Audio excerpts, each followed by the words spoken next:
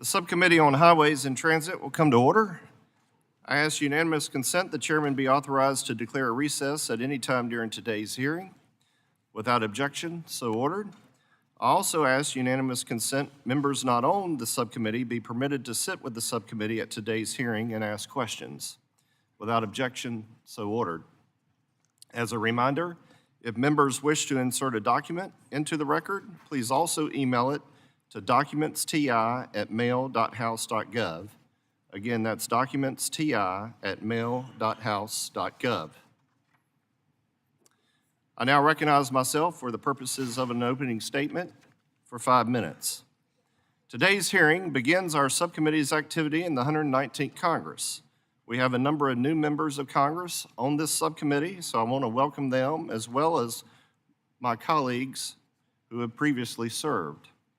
I'm honored to serve as chairman of the Highways and Transit Subcommittee, and I look forward to working with Chairman Graves and committee members as we begin a very active Congress. The 2021 Infrastructure Investment and Jobs Act, or IJA, included provisions to authorize our nation's highway programs until September 30th, 2026. As we begin the important work of reauthorizing our nation's surface transportation programs, this committee will build upon the bipartisan successes of the 118th Congress, and I look forward to working with Chairman Graves, Ranking Member Larson, Ranking Member Norton, the rest of my colleagues in the Trump administration to produce a bipartisan, member-driven bill that revitalizes our nation's infrastructure. It's important that we hear from those working and interfacing directly with these programs to ensure congressional intent is being followed. Our highway network ensures the safe and efficient movement of people and freight and improves economic competitiveness. In fact, the United States transportation system is comprised of 4.2 million miles of public roads and almost 620,000 bridges. This infrastructure maintains our supply chain with the free-flowing movement of goods across our country. To ensure goods move efficiently and keep costs low for American goods and services, we must continue to invest in our nation's most vital infrastructure, and that, of course, is our highways and bridges.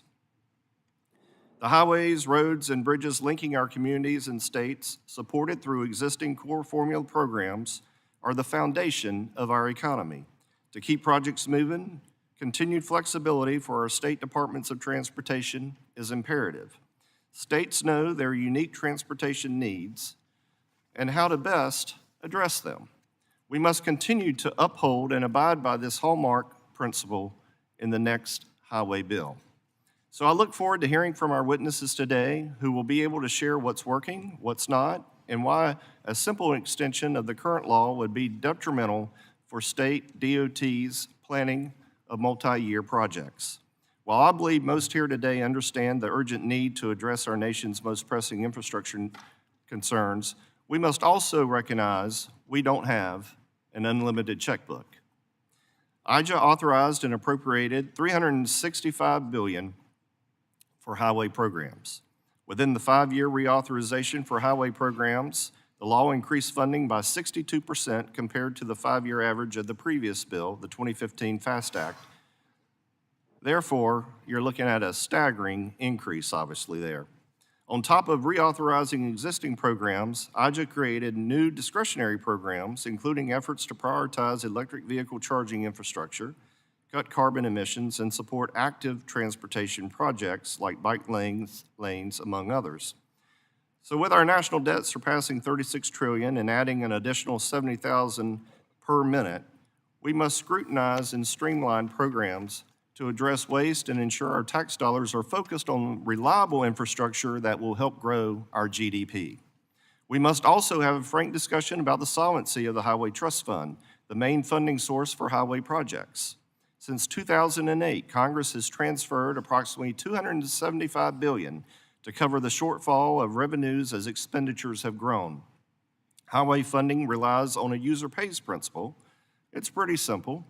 You purchase fuel to fill up your vehicle to use the roads, and the fuel taxes collected from that purchase go into the Highway Trust Fund.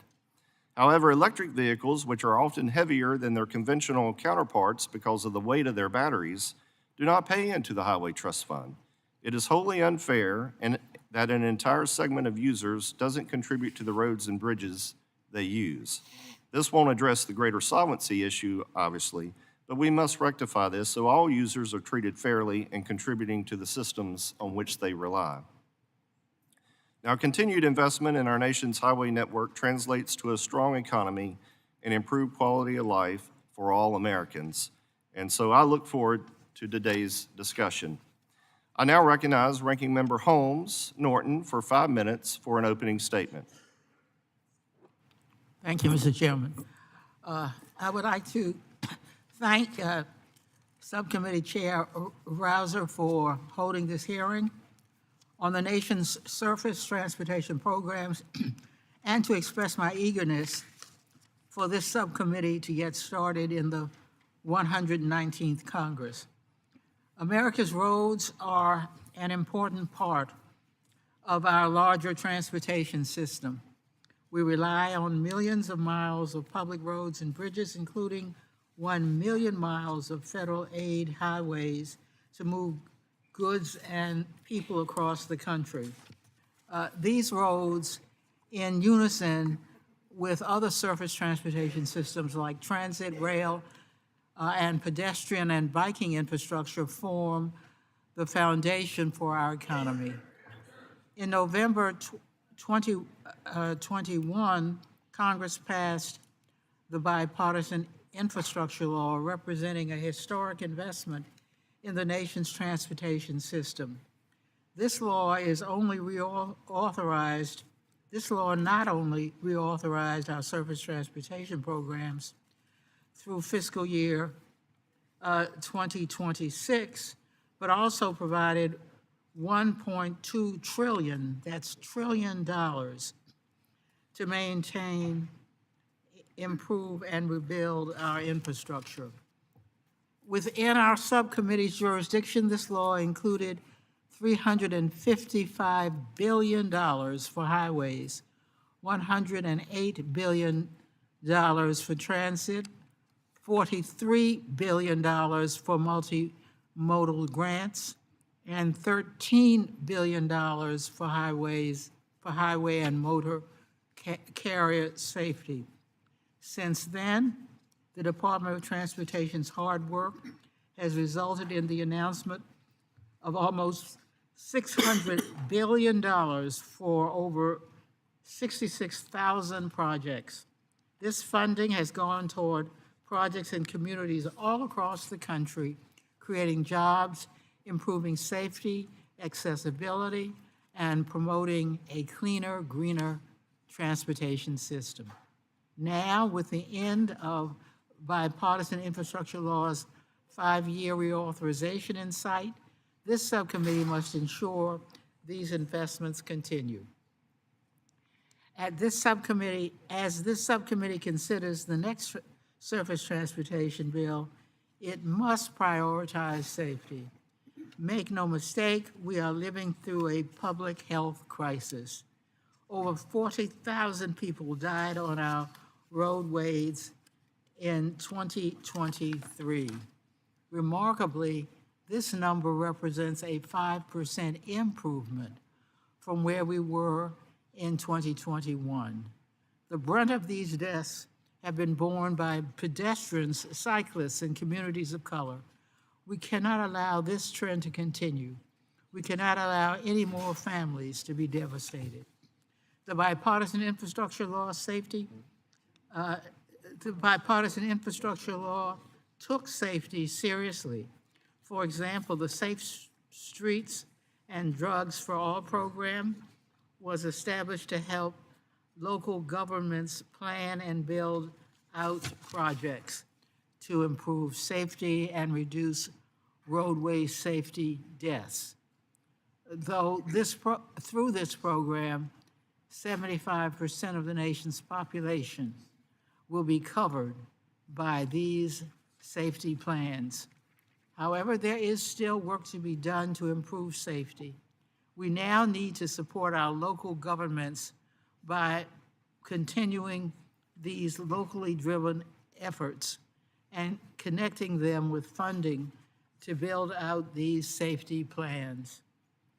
Any reauthorization legislation this subcommittee considers must make meaningful progress on this issue. Safety is non-negotiable. We also must work to continue mitigating the impact of our transportation system on the environment, especially from gas-powered vehicles. Transportation is the largest source of emissions in the United States, and our transportation policies and programs must be reformed accordingly. Expanding access to transit, walking, and biking is a critical part of the solution. Thank you to our witnesses today. I appreciate your input regarding the needs of the nation's transportation system and look forward to our discussion about the challenges ahead. I yield back. Gentlelady yields back. I now recognize Mr. Larson for his statement. Thank you, Chair Rouser, and welcome to the subcommittee, and thank you for holding this hearing to kick off the Surface Transportation Reauthorization. The title of this hearing series, America Builds, says it all.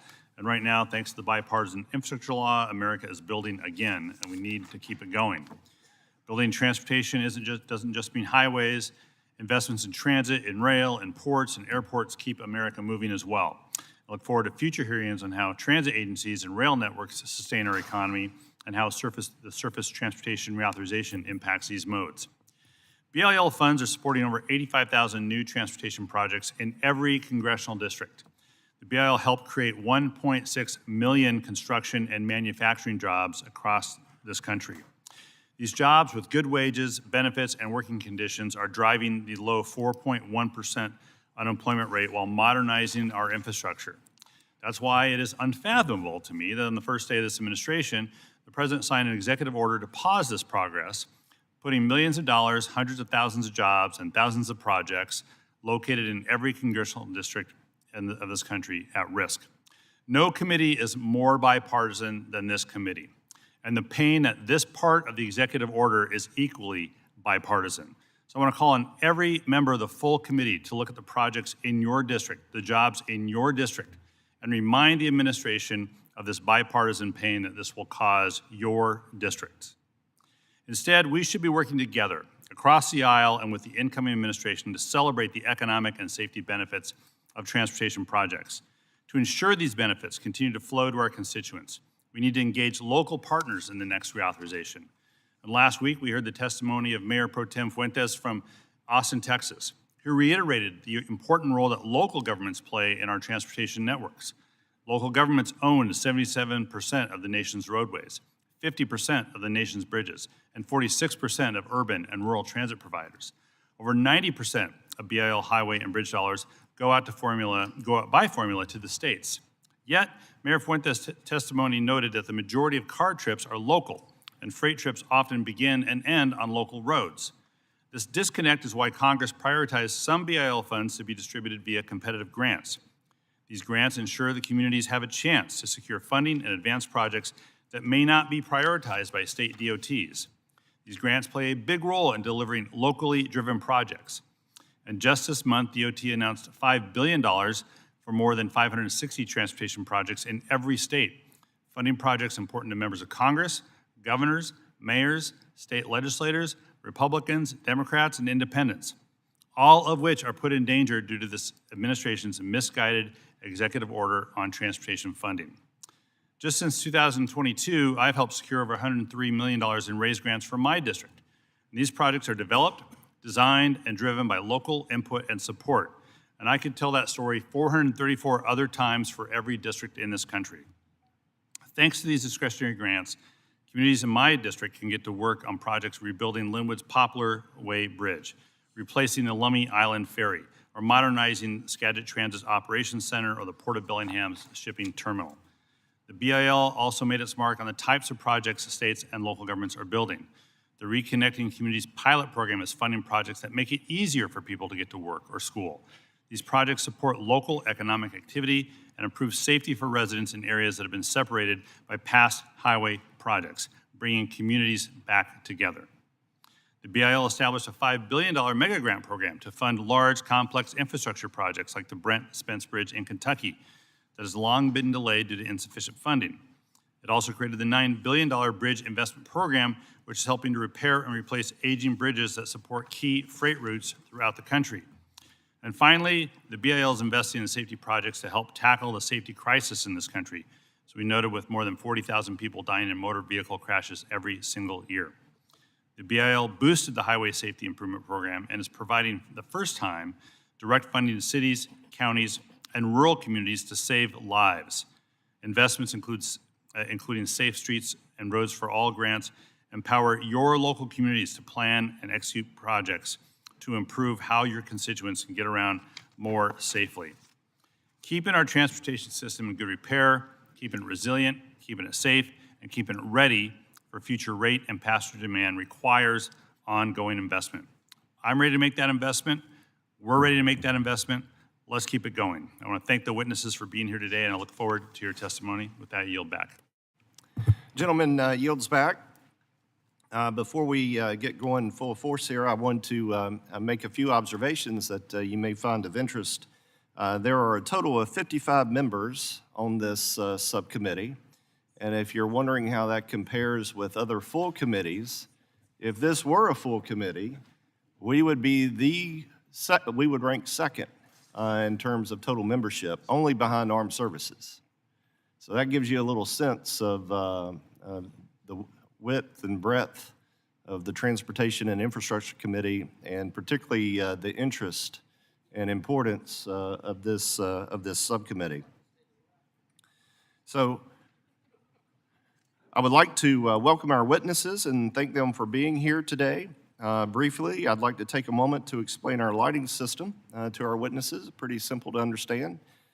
Green is go, yellow is wrap it up, and red is stop as soon as you possibly can. So you'll see those lights as you begin. I ask unanimous consent the witnesses' full statements be included in the record. Without objection, so ordered. I ask unanimous consent the record of today's hearing remain open until such time as our witnesses have provided answers to any questions that may be submitted to them in writing. Without objection, so ordered.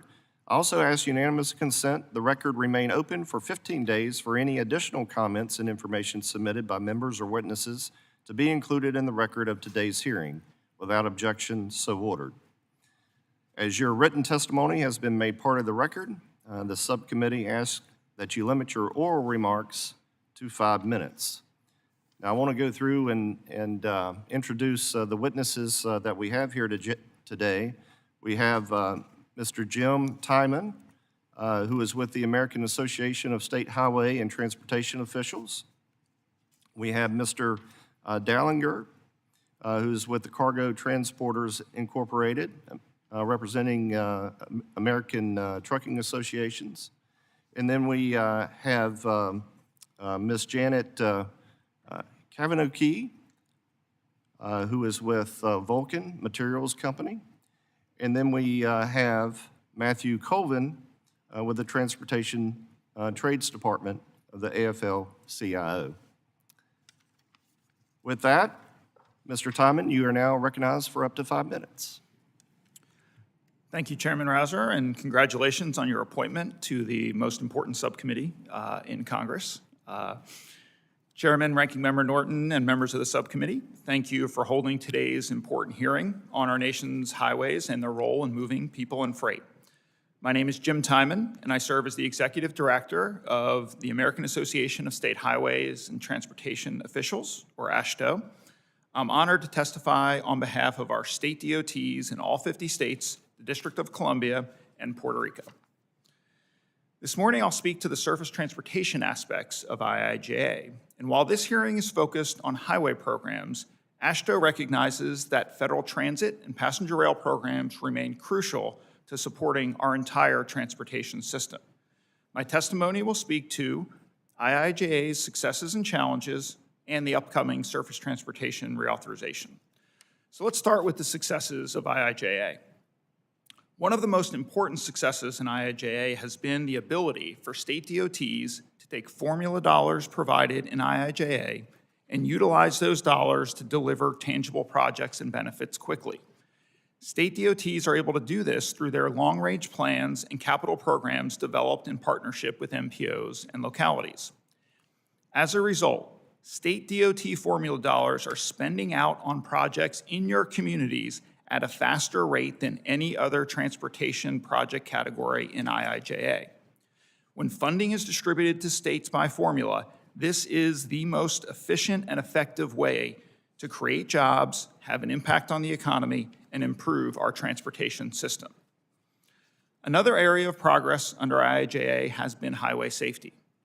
In 2021, there were over 43,000 fatalities on our nation's roadways. IIJA provided funding and policies that enabled state DOTs to accelerate deployment of proven roadway safety strategies and innovative countermeasures. According to NHTSA, since 2021, roadway fatalities have declined for 10 consecutive quarters, even as people are driving more miles. In 2023, there were about 41,000 roadway fatalities, still a staggering and unacceptable number. But the IIJA has provided state DOTs with a foundation to continue making progress to drive that number towards zero. When it comes to IIJA's challenges, first is the administration of the discretionary grant programs. The process around discretionary grants has shown to be slow, burdensome, and less efficient in turning federal funds into projects and benefits compared to the deployment of formula funds provided to state DOTs. Another challenge has been the impact of inflation. A 70% increase in highway construction costs in the last 4 years means that states have actually lost ground on purchasing power, even with IIJA's nominal funding increases, which was only about 20 to 25% for state DOT formula programs. Yet another challenge is the bureaucratic red tape related to federal regulations and permitting requirements. While the IIJA included some provisions to address this issue, some of those provisions have not been implemented, and still more can be done in the next piece of legislation. The final challenge I'll mention today is related to Buy America requirements. AASHTO and the state DOTs remain unwavering in our support of increasing America's manufacturing capacity, creating domestic jobs, and supporting economic growth. However, there is still significant concern about the industry's transition to IIJA's new Buy America requirements. Specifically, we request reversing an FHWA final rule that was issued earlier this month that ended the long-standing waiver. This Congress has an extraordinary opportunity to develop and enact the next Surface Transportation Reauthorization Bill. In the next bill, AASHTO asks Congress to build on the proven successes of the state DOT formula programs. We also request maximum flexibility and transferability between funding categories, coupled with the removal of regulatory and programmatic burdens that often delay project delivery. The next bill should look at IIJA's funding levels as the starting point, and those levels should grow from that starting point. Finally, I would like to thank Congress for the work for working with state DOTs on a fix to FHWA's August redistribution process and on the unprecedented natural disasters that state DOTs have faced in the last few months. More work is needed in both areas, but we appreciate what has been done so far, so thank you. To close, AASHTO and its members are fully committed to assisting this subcommittee in putting together the next surface transportation bill to ensure our nation's long-term economic growth and improve safety through the federally assisted, state-implemented federal highway program. Thank you again for the opportunity to testify today, and I look forward to your questions. Thank you very much. Mr. Dellinger. Chairman Rouser, Ranking Member Norton, and members of the subcommittee, thank you for allowing me to testify on behalf of the American Trucking Associations. Beyond my role as ATA Chairman, I serve as President and CEO of Cargo Transporters, a family-based trucking company based in Western North Carolina. It is a privilege to be here today as you prepare to reauthorize the federal highway bill. This is an issue that affects all Americans, and especially the 8.5 million men and women who work in our industry. The supply chain crisis of 2021 exposed serious consequences of underinvestment in transportation. And more recently, Hurricane Helene's devastation to my home state highlighted the need for robust transportation networks.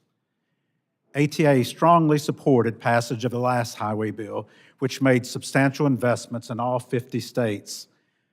The legislation provided the largest infusion of funding in our nation's supply chain in nearly a century. Yet, the harsh reality that after accounting for inflation, we're spending less on roads and bridges today. Failure to act comes at a risk and imposes its own costs. Case in point, highway bottlenecks add over $100 billion to the cost of freight transportation annually. And that's the equivalent of 435,000 drivers sitting idle for 1 year. It's imperative that we expand the capacity and eliminate the inefficiencies to boost U.S. manufacturing, grow public and private businesses, and lower costs for the consumer. Infrastructure improvements reduce hazards. Promoting safety for the motoring public and our drivers is a high priority for the trucking industry. And that's reflected in the fact that motor carriers invest over $14 billion annually in safety-related systems and training. But this is bigger than us. We need Congress to help build on that progress. From increasing truck parking that would alleviate dangerous situations where truckers are forced to park in unauthorized locations, to ensuring that effective and robust drug testing protocols remain intact to keep drivers who are under the influence off our roads. In addition to enhancing safety, the trucking industry has made significant strides in improving our environmental footprint while continuing the task of moving the vast economy. Over the past 40 years, advancements in engine technology have produced trucks that are 99% cleaner. Unfortunately, over the past several years, the EPA abandoned a collaborative model that made these achievements possible. The EPA and a patchwork of states have imposed mandates that threaten to raise costs and cause significant disruption without delivering the intended environmental benefits. We look forward to working with the new administration and this 119th Congress to reverse the trends set forth and restore a common sense approach that sets ambitious and achievable standards. My trucking career began nearly 4 decades ago. I've seen firsthand the incredible opportunities this industry provides individuals to support their families and attain the American dream.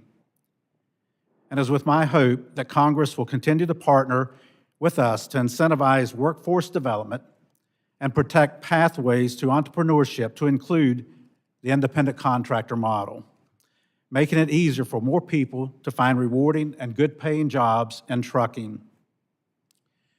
We look forward to working with every one of you in this subcommittee as you develop an infrastructure package that promotes safety for the motoring public and our drivers, while prompting the creation of efficiencies as we move our nation's economy. Roads and bridges aren't affiliated to a given party. They are an American priority. Thank you for allowing me to speak today, and I look forward to answering your questions. Thank you very much. Ms. Kavanaugh, you're recognized. Chairman Rouser, Ranking Member Norton, Chairman Graves, and Ranking Member Larson, and members of this committee, thank you for inviting me here to testify. My name is Janet Kavanaugh, and I'm here on behalf of more than 11,000 employees of Vulcan Materials Company, the nation's largest producer of construction aggregates and a major producer of aggregates-based asphalt and ready-mix concrete. The 500 member companies of the National Stone, Sand, and Gravel Association comprise 100,000 direct jobs at over 9,000 locations and generate approximately $35 billion a year annually in economic output. Article 1 of the Constitution clearly enumerates Congress's role to build roads and transportation networks on which our nation's growth and security depend. We are proud to supply the essential construction materials for this backbone of the American economy and the safe, efficient movement of goods and people. The Bipartisan Infrastructure Investment and Jobs Act, enacted in November 2021, marked a once-in-a-generation investment in surface transportation infrastructure. With the highway and transit authorizations in this law expiring on September 30th, 2026, I would offer 3 underlying principles for the committee to consider as it begins the reauthorization process. First, enact a long-term bill with certain, predictable, multi-year funding. A long-term federal aid highway program authorization with reliable, predictable, multi-year funding is the foundation upon which state and local governments and their partners across the construction industry plan, design, engineer, construct, operate, and maintain infrastructure year over year. State DOTs are the managers of their transportation infrastructure inventory, which is a multi-year challenge. Stable policy and predictable funding are the right approaches to address this challenge. Second, emphasize core highway programs and state decision-making. We support this committee maximizing funding through the core formula apportionments and maintaining the federal aid highway program as a state-administered, federally assisted program. For the past 100 years, formula funding to states has been the indisputable foundation of the program. Formula funds are efficient and flexible, enabling state and local decision makers to address their citizens' needs. In contrast, the IIJA's allocated and specialty apportioned programs with detailed eligibilities often defined by federal agencies limit state and local decision-making flexibility. In addition, slow implementation of new programs has resulted in lagging obligation rates. Third, pay for investment through a highway trust fund supported by all users. Beginning in 1956, the Highway Trust Fund supported programs through user fees. However, since 2002, user fee revenues have been insufficient. We have been fortunate that Congress maintained long-term, predictable, and increasing funding levels by supplementing user fees with general funds and other transfers, but we are facing the same challenge again in the upcoming reauthorization.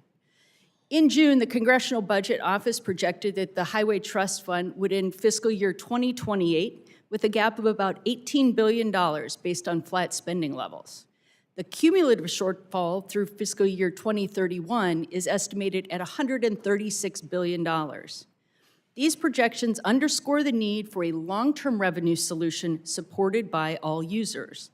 The alternative, annual appropriations, would create uncertainty instead of stable, predictable, multi-year contract authority. Finally, as this committee plans for an on-time reauthorization, we urge a return to a more typical, focused surface transportation reauthorization versus what I'll call the IIJA model. Now, to be clear, Vulcan supplies a full range of public infrastructure projects and benefited from more than just the surface transportation portion of IIJA. However, we feel that a focused effort, managed through regular order, will provide for the important debate, discussion, and negotiation, benefit the final product, and help deliver an on-time reauthorization. Delays and extensions are not in the public interest. They drive up cost, hold up capital investments in hiring, and diminish the value of benefits by pushing them out to the future. We recognize that to accomplish this over the next 20 months, before September 30th, 2026 is a daunting task, and we stand ready to collaborate and partner with you. Thank you again for inviting me to testify, and I look forward to your questions. Thank you very much. Mr. Colvin, you're recognized for up to 5 minutes. On behalf of the Transportation Trades Department, AFL-CIO, and our 37 unions, I want to thank you for the opportunity to testify on the topic of our national highway system and our national infrastructure. TTD represents millions of workers across the entire transportation sector, and there is no part of our highways that they do not work on. From the workers manufacturing American steel to those using it to build bridges, from those preparing the ground and laying foundation for our highways to the skilled professionals inspecting and maintaining them, these workers are not only delivering on the promise of the 2021 infrastructure law's generational investment, they're doing that while they're training the next generation of workers to meet the increased demand for skilled labor. For decades, TTD has advocated for the kind of generational investments that would finally bring our infrastructure into the 21st century. For us, it was not about spending money for its own sake. It was not about creating union jobs just for the sake of creating union jobs, though we're happy to have them. It's about hearing the voices of workers who are on the front lines of our transportation systems, who can see the unsafe practices, the crumbling roads, crumbling bridges, outdated systems that we use, insufficient capacity, and the inefficiencies that turn routine operations into nightmares for workers and for commuters alike.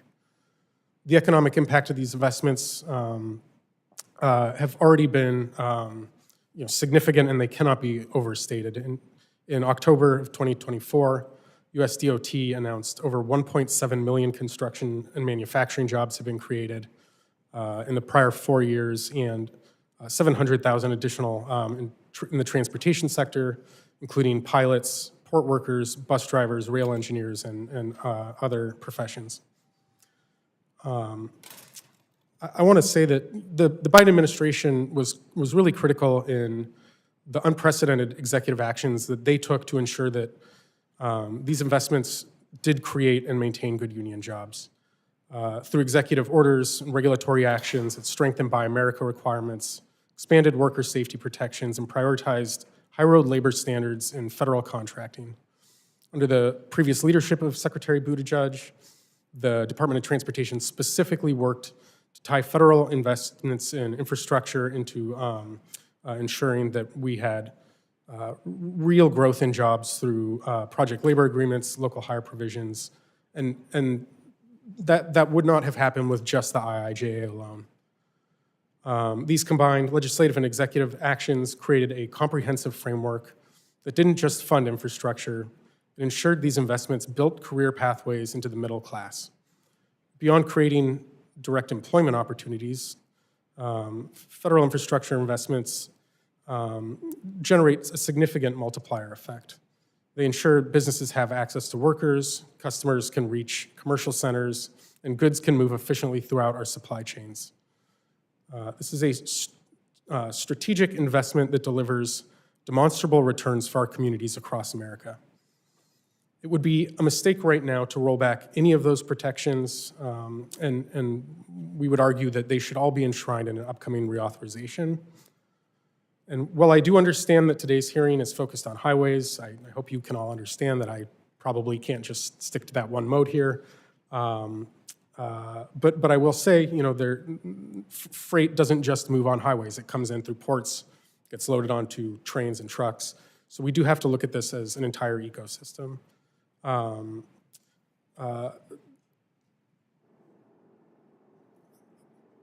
Sorry, my computer's just being weird.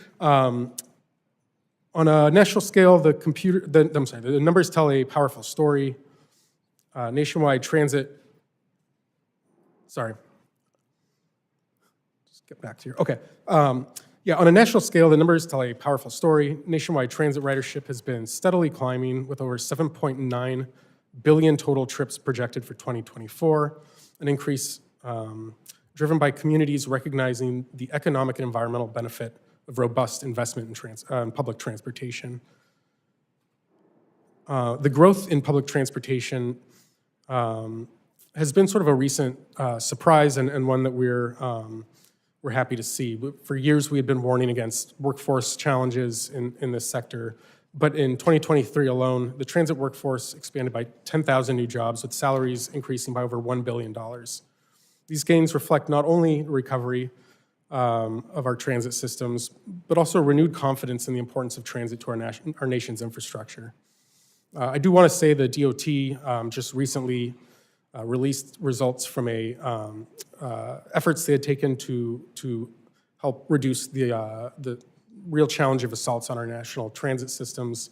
One of the findings that they released is that there's been a 232% increase in assaults on transit workers over the last 10 years. And that is unacceptable. We took real measures in the IIJA to deal with assaults on transit workers, but there's still an outstanding rulemaking from the FAST Act that was years ago that still has not been implemented. We have to take additional actions to put a stop to this. I also cannot overstate the importance of Buy America policies for our workers and our economy. Buy America ensures that when we spend federal dollars on infrastructure, we're also investing in American jobs, American manufacturing, and the U.S. industrial base. These policies create high-quality, union-supported jobs that pay fair wages and offer safe working conditions. They reduce our reliance on foreign supply chains, strengthen our economy, and ensure that taxpayer-funded projects deliver real benefits to American families. As Congress looks towards the next surface reauthorization, it is essential to provide federal agencies with the resources and oversight needed to enforce Buy America effectively. And I will end myself there. Thank you. Can you wrap up quickly? I will just end with this. I know many of you in this room weren't here for the IIJA. I know many of you probably didn't support the IIJA, if my math is correct. But I will say that the efforts that President Trump is taking to undermine those funds, I hope we can all agree that whether you support it or not, that's not undermining grant making, undermining federal funding is not a serious way of dealing with implementing your policy priorities. And I would urge all of you to, even if quietly, to urge this administration to reverse those decisions. The gentleman's time has expired.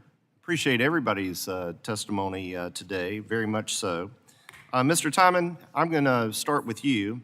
The IJA created many new discretionary grant programs administered by the Department of Transportation. Can you share quickly with the committee your perspective on how formula funding compares to discretionary grant funding and executing projects? Well, thank you for that question, Chairman Rouser. According to the Congressional Budget Office, an estimated 67% of formula dollars that are provided to state DOTs through IIJA have been spent out in the first 2 years of when they're allocated. Conversely, the spend-out rate for discretionary grants under that same time frame is between 1% and 7.4%. So, I think that those statistics demonstrate the efficiencies that exist with the formula dollars and some of the inefficiencies that exist with the discretionary grant programs. And can you share your thoughts on how channeling funding through the existing core highway formula programs helps with certainty in capitalizing on the expertise of our state departments of transportation? Absolutely. So state DOTs rely on the federal formula dollars for the predictability that come with a long-term federal surface transportation bill. So when Congress enacts a 5-year bill, as they did with IIJA, it provides state DOTs with a roadmap and predictability for how much federal funding they are going to receive through those formula dollars each of those 5 years. State DOTs are then able to work with their metropolitan planning organizations and localities in their state to identify a pipeline of projects that is ready to go in each of those years, and they're able to execute that plan in a way that gets those dollars out the door into the community, often in the first year or two of when that money is authorized and appropriated. Ms. Kavanaugh, we obviously need to look for ways to streamline and limit, federal dollars so that what we're appropriating and the funding that we have available goes a whole lot further. What are your thoughts on how we can address permitting efficiencies at the federal level, and how do we better streamline the review processes to ensure projects aren't getting needlessly hung up and subsequently increasing the cost pretty dramatically? I think for every year of delay in a project, it adds about 20-30% to the cost of the project. Mr. Chairman, that is a great question, and it's one that's been asked in every reauthorization since ICE-T in 1991, which was the year that I graduated from high school. So this is a perennial question. Now, fortunately, IIJA did codify one federal decision. I think there are going to be opportunities going through this next reauthorization process to look at how that was implemented, and also to look again at federal permitting timelines to see where there might be opportunities again to increase it. But really, you have an opportunity, I think, going forward to ensure projects have the support that they need, the unified stakeholder support, use the planning process to ensure that what you're moving forward is something that is not going to get caught up in lawsuits in future times. And then it's DOTs and Federal Highway Administration working together to expedite moving those projects along. Absolutely. Mr. Dallinger, I'll move quickly to you, given the time is winding down a bit. Can you share with the subcommittee what you see as the top challenges facing the trucking industry as we prepare to reauthorize these programs? I think the top one that comes to mind maybe is the repeal of the FET, a longstanding tax on our industry, probably one of the highest taxes as well, that would allow us to spend dollars on other safety features or investments in our company. Probably the biggest thing, and for a lot of you that may not be aware, but FET adds $17,000 to each of our tractor purchases a year. And I know everyone likes a buy one, get one free type thing, but for every 10 trucks that we purchase, we could purchase the 11th truck with the repeal of the FET. And on our trailers, we look at $5,800 on those. And if we purchase 200 trailers a year, and that's normally what our cycle is to replace equipment, we're looking at that times 200. So FET is definitely a big one. I see my time has just expired, so I will recognize Ms. Norton for up to 5 minutes. Thank you, Mr. Chairman. Mr. Timon, since 2012, Congress has directed states to incorporate performance measures to help ensure federal funding is addressing national goals. Congress listed safety as the first goal in the statute, followed by infrastructure conditions. States had developed asset management plans that are directly woven into investment decisions, and since 2012 have helped improve pavement and bridge conditions on the national highway system. By contrast, safety on our roads has gotten worse. In 2012, there were 33,561 people killed in traffic crashes. In 2023, 40,990 people died. Do you support requirements to hold states accountable for investment decisions based on safety results in the same way states are held accountable for infrastructure conditions? Well, thank you for that question, Ranking Member Norton. First, let me say that safety continues to be the number one priority for every state DOT in the country. And the number of deaths that we're seeing on our nation's roadways, while though it has come down over the last 10 consecutive quarters, is still unacceptable. What I would say is that the performance measure sections that are currently in law do require states to set up strategic highway safety plans, which guide the decision-making for how they allocate resources. But when it comes to essentially forcing a state's hand to make investment decisions, I would say that the same way that folks within the District of Columbia don't want the federal government taking a heavy hand in how they make their investment decisions, I think that every state in the country prefers giving states the flexibility to address those challenges on their own. They still are provided federal funds through the Highway Safety Improvement Program to invest in safety projects, and states go over and above the dollars that they're provided to make sure that they're making improvements from a safety perspective. But I don't know if we would support a more heavier hand from the federal government in directing states in how to make those investment decisions, because each state approaches those investment decisions in their unique way. Thank you. Mr. Dellinger, last Congress, I introduced the Bipartisan Household Goods Shipping Consumer Protection Act with Congressman Ezell to address freight fraud and restore federal authority to prevent scams from occurring in the shipping industry. We plan on reintroducing this bill, and there will be a bipartisan Senate companion bill as well. What are the benefits of enacting this bill for both shippers and consumers? Well, first of all, thank you, Ranking Member Norton, for introduction of that bill, and we do support it because definitely anything that protects the consumer, but also protects the good carriers out there that are doing the right thing is very welcomed. Thank you.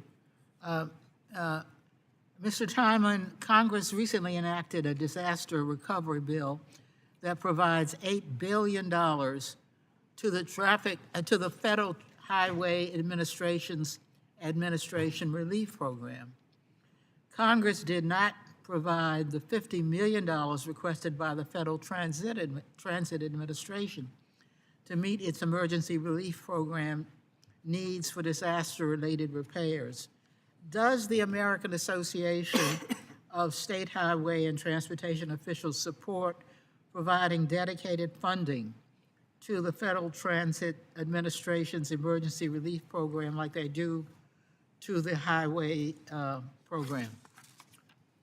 We believe that the federal government does have a role in providing relief for emergency situations, as they did with the $8 billion bill that was just adopted, and do agree that funding should be allocated to the Federal Transit Administration's emergency relief program. I would say that both of those programs probably are historically underfunded when you look at the highway program and the transit program over the years that they've been authorized. Well, I see my time has expired. Mr. Crawford. Thank you, Mr. Chairman, and thank you all for being here today. I want to start with Mr. Dellinger, and I want to commend you for the forward-looking proposals you've had on Highway Trust Fund and infrastructure investment in addition to road safety and driver shortage. And I'm going to focus on that driver shortage issue just real quick. I've been a proponent of legislation to allow younger drivers access to commercial trucking with the hope of replenishing our driver workforce. I wonder if you can talk about what ATA is doing to support and increase the driver workforce and what we here in this committee ought to be looking at as we take on surface reauthorization to do the same thing. Well, first of all, Representative Crawford, thank you for supporting ATA and our industry with STAD, but we would also like to see that become permanent. I think we're a little bit late at the game as far as getting the kinks worked out, and the thing sunsets, I guess, in November of this year. It's something that we would like to see permanent, but getting younger drivers in is important, but also getting women into our industry. We offer a lot of good careers, a lot of good driving careers that women do well, and getting them involved. And we could do that through basically better parking, a lot more parking. I think we need funding for parking that's not in a bucket with other groups pulling out of it. Right. We need safe parking for females where they feel safe being out there. Sure, that makes sense. Mr. Chairman, I'm going to shift gears a little bit and talk about federal funding, and you may have made some comments about this already, so if I'm repeating myself, I apologize, but I'm a proponent of formula funding, and I'll admit I'm a little skeptical about the wisdom of some of the IJA-created discretionary grants. I think that less than 16% of IJA's raised grant money has been obligated, only roughly 1% has been spent. We only have about 18 more months of IJA left, so that's also a concern. And I hear all the time how financing lags cause to skyrocket as inflation sort of devalues that dollar. So I wondered if you could talk about whether formula or discretionary grants are better for DOTs or for our national infrastructure needs. I just want to make sure we're putting taxpayer money in the best place to get the most return on the investment. Well, thank you for that question, Congressman Crawford. As I mentioned earlier, we do firmly believe that the best use and most efficient use of the federal dollars is through the Federal Aid Highway Program formula dollars. 66% of those formula dollars provided to states have been spent out in the first 2 years in which they've been appropriated or authorized, whereas on the discretionary side, it's between 1% and 8%. You mentioned the raise grants. An example in the state of Georgia, a local applicant had received one of those grants 2 years after they were selected. have yet to even, it took them 2 years to execute a grant agreement with FHWA before they were, or USDOT before they were even able to access the dollars.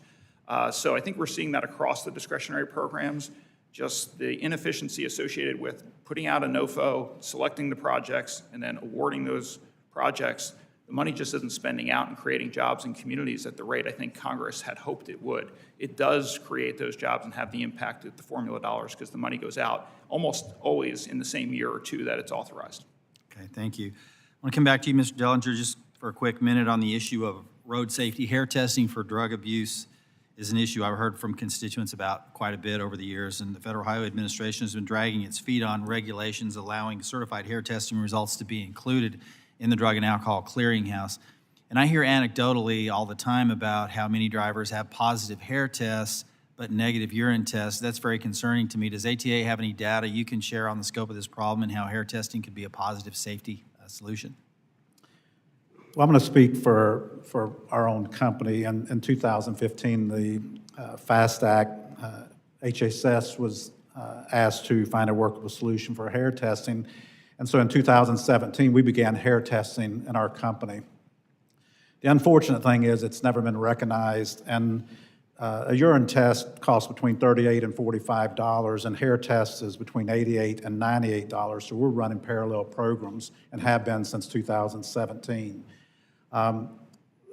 You know, I don't know how many people would not come to our door knowing that we have hair testing, but let me tell you, knowing that we have it, we have probably, I'd say 1 in 10 to 1 in 15 that end up being positive. So it improves the hair. quality of applicant for you then? Pardon? It improves the quality of applicant for you? Well, we like to think so, yes. Good. I'm out of time, But but the unfortunate thing is that driver, all he has to do is leave us when he fails the hair test and go down the street and take a urine test. And Sure. is working for someone. Thank you. I appreciate it, Mr. Chairman. I yield back. Mr. Larson. Thank you, Mr. Chair. Mr. Colvin, you talked about workers, the importance of the workers as part of the IIJA.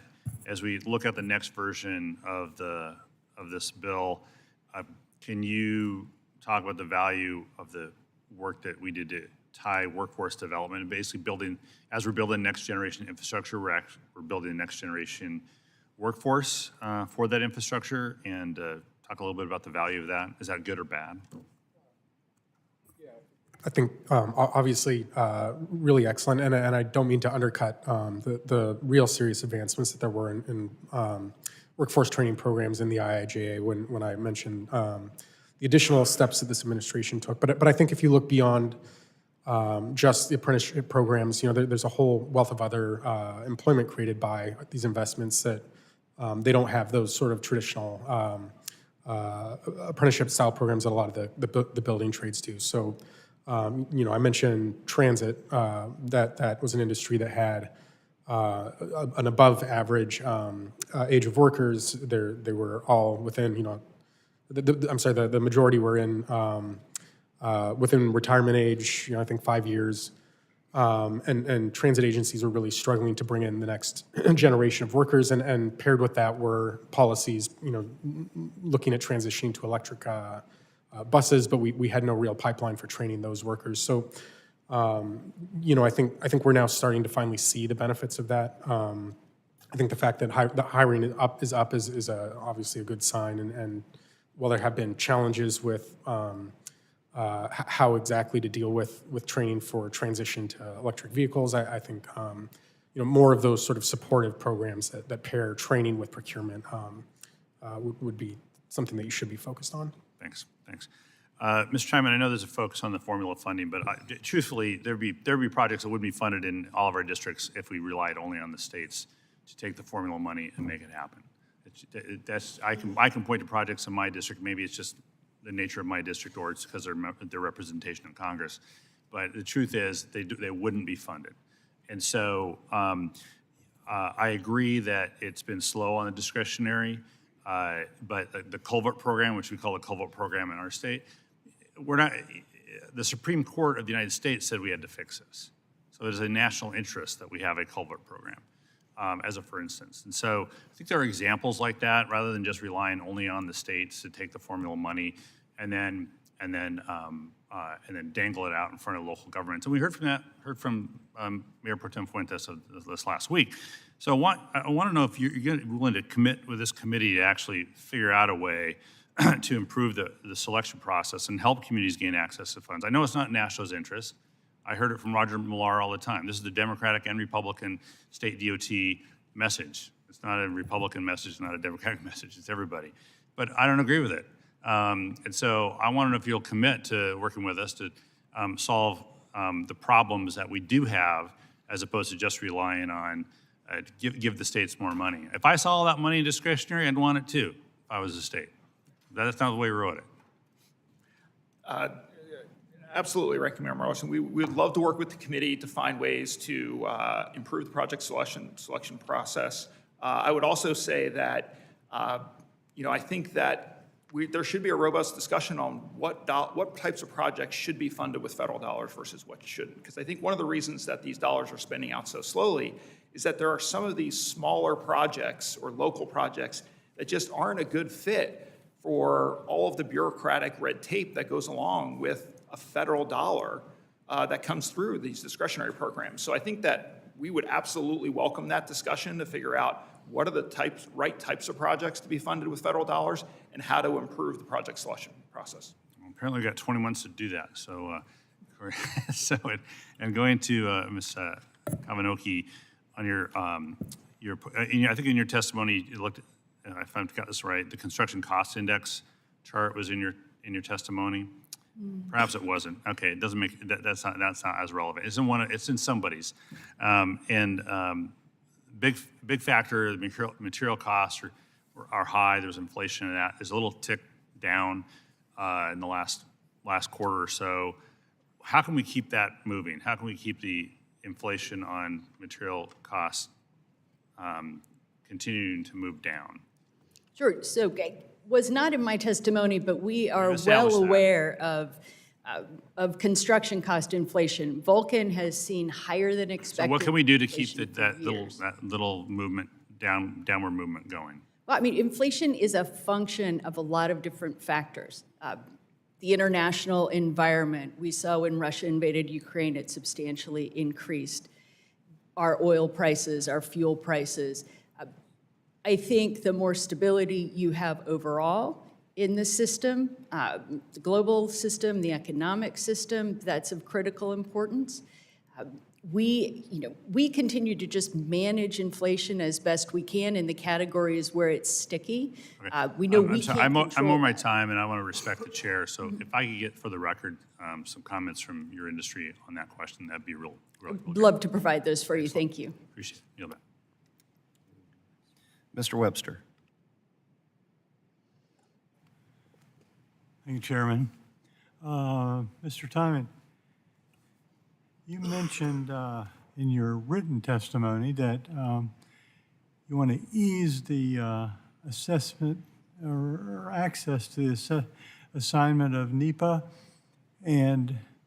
or for states that want to do that. But how would you, or could you just elaborate on why or how or what takes place and that makes you well-positioned as a state of Georgia, to take that assignment?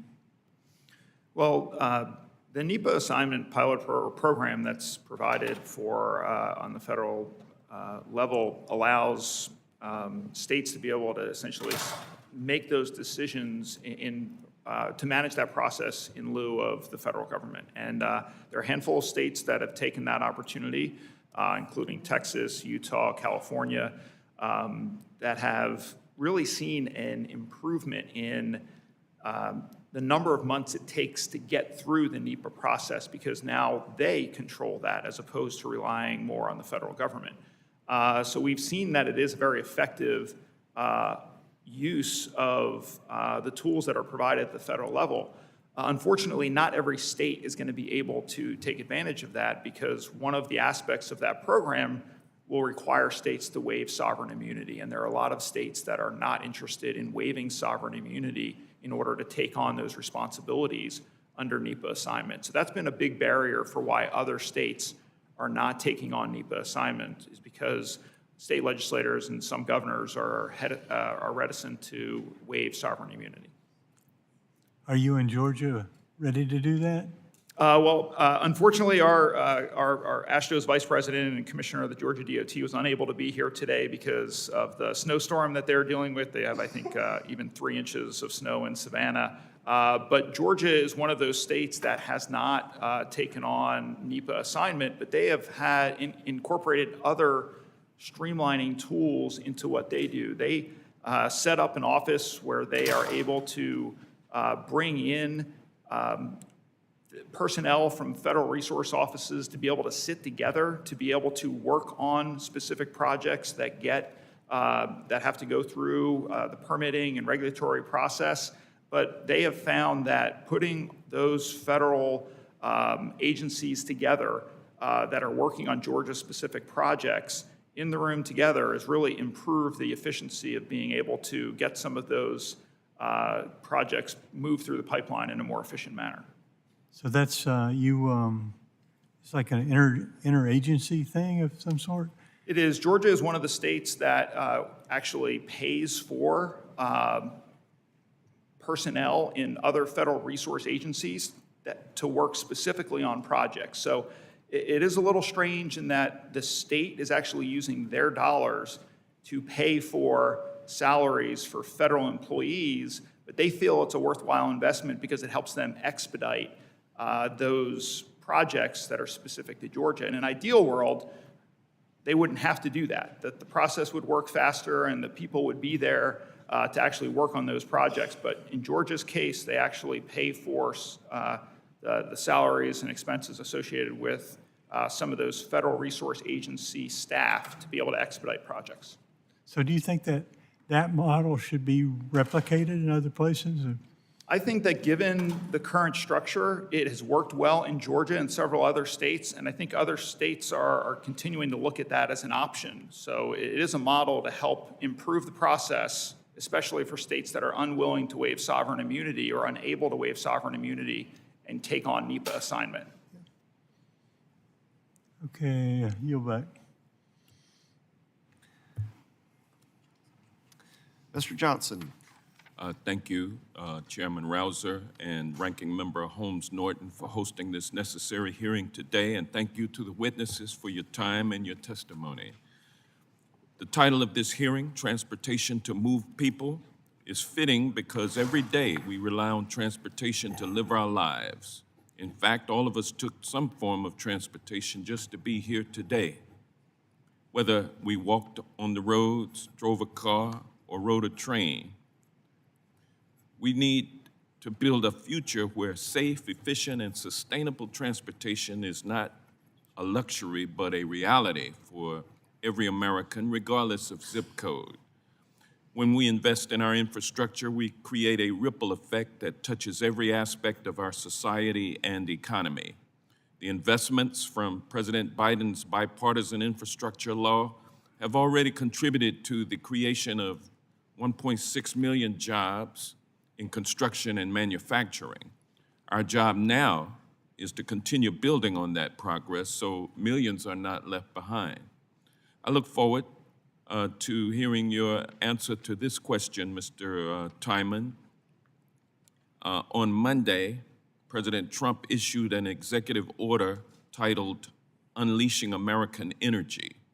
Section 7 of that order states, quote, all agencies shall immediately pause the disbursement of funds appropriated through the Inflation Reduction Act or the Infrastructure Investment and Jobs Act, the bipartisan infrastructure law, which will impact transportation funding under those two acts.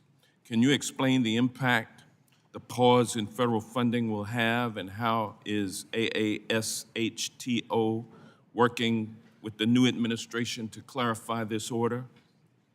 Well, thank you for that question. I will say that when we saw that executive order on Monday and then how it was implemented briefly yesterday, there was a lot of concern within the state DOT community because for a short period of time, federal funding reimbursements for the formula programs was halted. And we worked closely with the new administration and the folks at USD and USDOT and at OMB to make sure there was clarification that the intent of that executive order was not to stop the flow of all federal dollars that were provided for transportation programs through those two bills. And our understanding is that both USDOT and OMB do not intend for that executive order to impact all of the transportation programs in those two acts,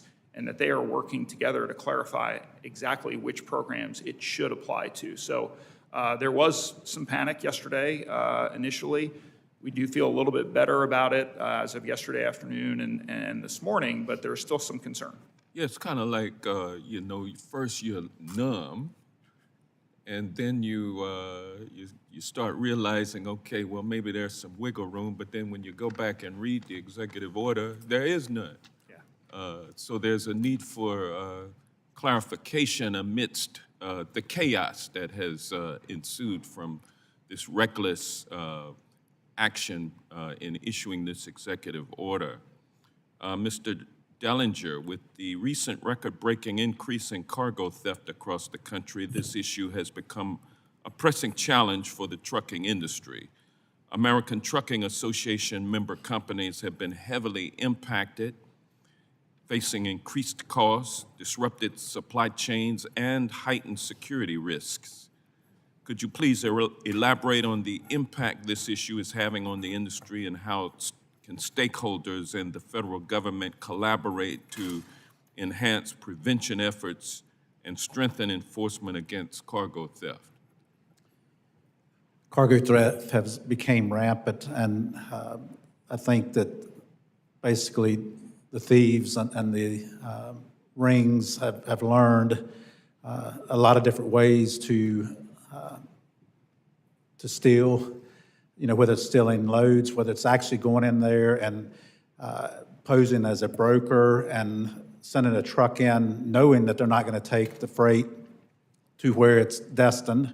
They're going to take it to a warehouse somewhere. But probably the biggest And these are not solution would be illegal. that the federal government work, that there be some type of clearinghouse where you could call one location. I mean, we're now involved in situations where you got to go in the jurisdiction that it's in to report the crime. And These so aren't illegal immigrants that are doing that, are they? I'm not going to put that on illegal immigrants. I mean, Well, did I've you understood see it's maybe even Russian gangs or. Did you see an executive order issued yesterday that related to this problem that the American Trucking Association and the industry is experiencing with these cargo thefts? I did not. Thank you. The gentleman's time's expired. Mr. Bost, you're recognized for 5 minutes. Thank you, Mr. Chairman. Mr. Timon, as you know, I am leading a bipartisan effort in the House to authorize federal funding to expand truck parking capacities. Many states have indicated they don't have enough truck parking capacity, which we know affects highway safety, supply chain efficiency, driver recruitment and retention. As a representative of the State Department of Transportation, if Congress created a grant program exclusively to be used in the truck parking projects, would your members pursue these federal funds for the protection of the states? If there was a grant program for truck parking, states would be interested in that. I would say that it's not just availability of funding on the state DOT side. A lot of the right-of-way that the state DOTs have control of, there is a restriction as to what they can do within that right-of-way, including establishing new rest areas and commercializing them to be able to support truck parking. So that is another So we barrier. need to also work on the regulations that allow you to be freed up to use the properties around there to expand that. That is another challenge. That's good that to we know, face. and if you would reach out to our staff, I'd like to see what we can do there. Mr. Dellinger, thank you, first off, for your support of the truck parking legislation. I think it's vitally important, and you mentioned it in your testimony that it is, and I was in the business for several years. But I'm going to switch gears here, and I'm going to want to ask you about something. As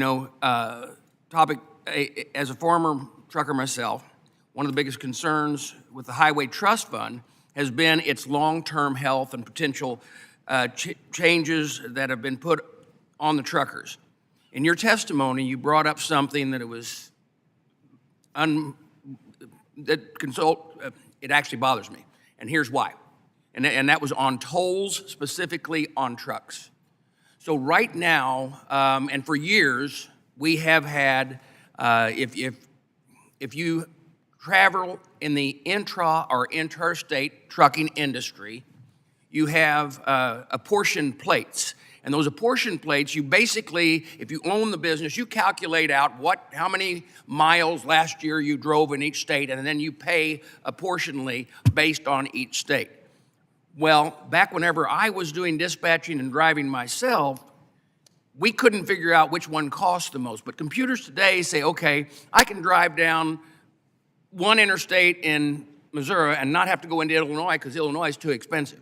Do you think these tolls added on top of that will then also add to the fact that many of the trucking people that are in the trucking industries, they're gonna make wise decisions. They're gonna say, hey, you know what? We're no longer driving down and through that state. We're gonna go around that state because we can to save money. I think that does happen. Okay. You know, I guess as far as our position on tolls, we just want tolls to be equitable. You know, we want the passenger cars to pay just like the trucks. We're not opposed to paying, but basically, you know, we are against tolling current roads, maybe new roads or bridges, but current roads, and we need alternatives where there are tolls. And Our company, you know, our company, 500 trucks, we spend close to approximately $180,000 a month in tolls. okay. Well, first off, you said your trucking company has 500 trucks. The most I ever had was 45. God bless you. But when you say the tolls, because if you put tolls on existing road, we've already paid for those, right? And the maintenance and upkeep is still should be, the idea and intent of the motor fuel tax was that we would have enough. But we've been dealing since I've been here with the issue of what taxation, what generation of revenue, especially as we start going to more EVs and everything like that, how are we going to get those revenues in? And do you have any suggestions for that? Well, I guess if I had the answer, I wouldn't be running a trucking company, but. That's true, too. I mean, you know, we want to help to be a part of the solution and not the problem. We want to pay our fair share. And, you know, we think as well, EVs need to be paying to the Highway Trust Fund as well. And I guess, I know it's kind of a difficult thing to raise taxes, but, you know, when you look at the tax base, the fuel tax base, basically it hasn't been raised in, 30 years? Right. And you look at, I think back when I started driving in the 60s and 70s, the cars got about 8 or 10 miles a gallon. Now they get, you know, between 30 and 40. And trucks got 2? Yeah, Oh, I can remember when I first got into business, 3 miles a gallon. Now we're getting 8.2. Yep. So less dollars there as well. So I think there's time that a solution is found. I don't have the solution, but I think working together, we can come up with. I think we do have to find it. My time's expired, and thank you for being here today. Mr. Pappas, you're recognized. Well, thank you to the chair and ranking member for holding this session as we begin to prepare for reauthorization of surface transportation and think about how IIJA has been working and some of the priorities that we have that we're seeing from our district level. I really appreciate the testimony of this panel. Mr. Dellinger, if I could start with you and just sort of building off that conversation, you kind of beat me to the punch in bringing up the FET issue. Which is something that I think we've got to take a look at if we want to achieve fairness and sustainability with respect to how we fund surface transportation. You mentioned the FET issue. This was a tax initially introduced during the World War I era to support wartime mobilization more than 100 years ago. The federal levy is 12%, which is the highest excise tax on any product in the country. Tax is only collected when trucks are newly purchased, so there's a disincentive for the procurement of newer, more efficient models. And as you say in your testimony, a single truck manufactured in 1988 emits the same pollution as 60 trucks built today. So that's pretty amazing to consider. Along with Mr. LaMalfa, we've introduced the Modern Clean Safe Trucks Act, which will repeal the World War I era federal excise tax. Wonder if you could just speak a little bit more and underscore for the committee the importance of looking at this 12% FET, which I think sets us back with respect to us procuring newer, safer trucks, easing supply chain challenges, and working to support businesses like yours. And by the way, congratulations on 60 years in business. Thank you. From the FET, I mean, you could look at it in a lot of different ways. And I spoke earlier about, you know, for every 10 trucks we purchase, we could purchase 11 and create jobs. But other ways are when you're looking at that environmental footprint as well. If we were able to take trucks, incentivize people to buy newer trucks that have better safety systems on and eliminate some of the 2007, 2010 and earlier trucks, and actually have then a truck that is more energy efficient and produces less emissions, would be better for the economy, would be better for the environment. That's, I guess, also from a safety standpoint as well, having newest and the greatest out there. Appreciate those comments. Mr. Timon, thank you for reflecting the state perspective here. As you know, the total amount of Highway Trust Fund dollars that can be annually committed is capped by Congress every year during the appropriations process. State DOTs receive their portion of the obligation limitation. They must use it before the end of the fiscal year or the funding will permanently lapse. Every August, to avoid losing those funds, state DOTs are given access to any anticipated unused obligation limitation beyond their initial share. So this is a kind of a wait and hurry up approach. This is always a pain point that I hear about from my state DOT, places unnecessary pressure on them, and puts the needs of our constituents and the priorities at risk. So in your experience, can you talk a little bit more about the August redistribution process, how it worked this past year, what recommendations you would have for us going forward? Well, thank you for that question. You're absolutely right. The FHWA's August redistribution process is broken. It was originally intended to distribute, you know, just a handful of dollars that were left as they approached the end of the fiscal year, and provide it to state DOTs because FHWA knew that state DOTs would be able to put those dollars to use as quickly as possible within that fiscal year. This past year, August redistribution was $8.7 billion, or 14.5% of the total federal highway program. So states were asked to obligate $8.7 billion, close to 15% of the total federal highway program, in just 30 days, in the last month of the fiscal year. Now, states were able to do that because they have they had a pipeline of projects that were ready to go. But we have pretty much exhausted that pipeline from state to state. And if it's not addressed legislatively, they will run into problems in obligating that, and some of that money will lapse in future years. Congress did enact, through the WARDA bill, a partial fix to that will take essentially roughly $2 billion off the table. So hopefully you see a reduction in next year's August redistribution. But there is also a fix that's pending in the Senate-passed THUD appropriations bill that would really help address this as well and help even drive that number further down. And we hope that the House can support the Senate position in that bill.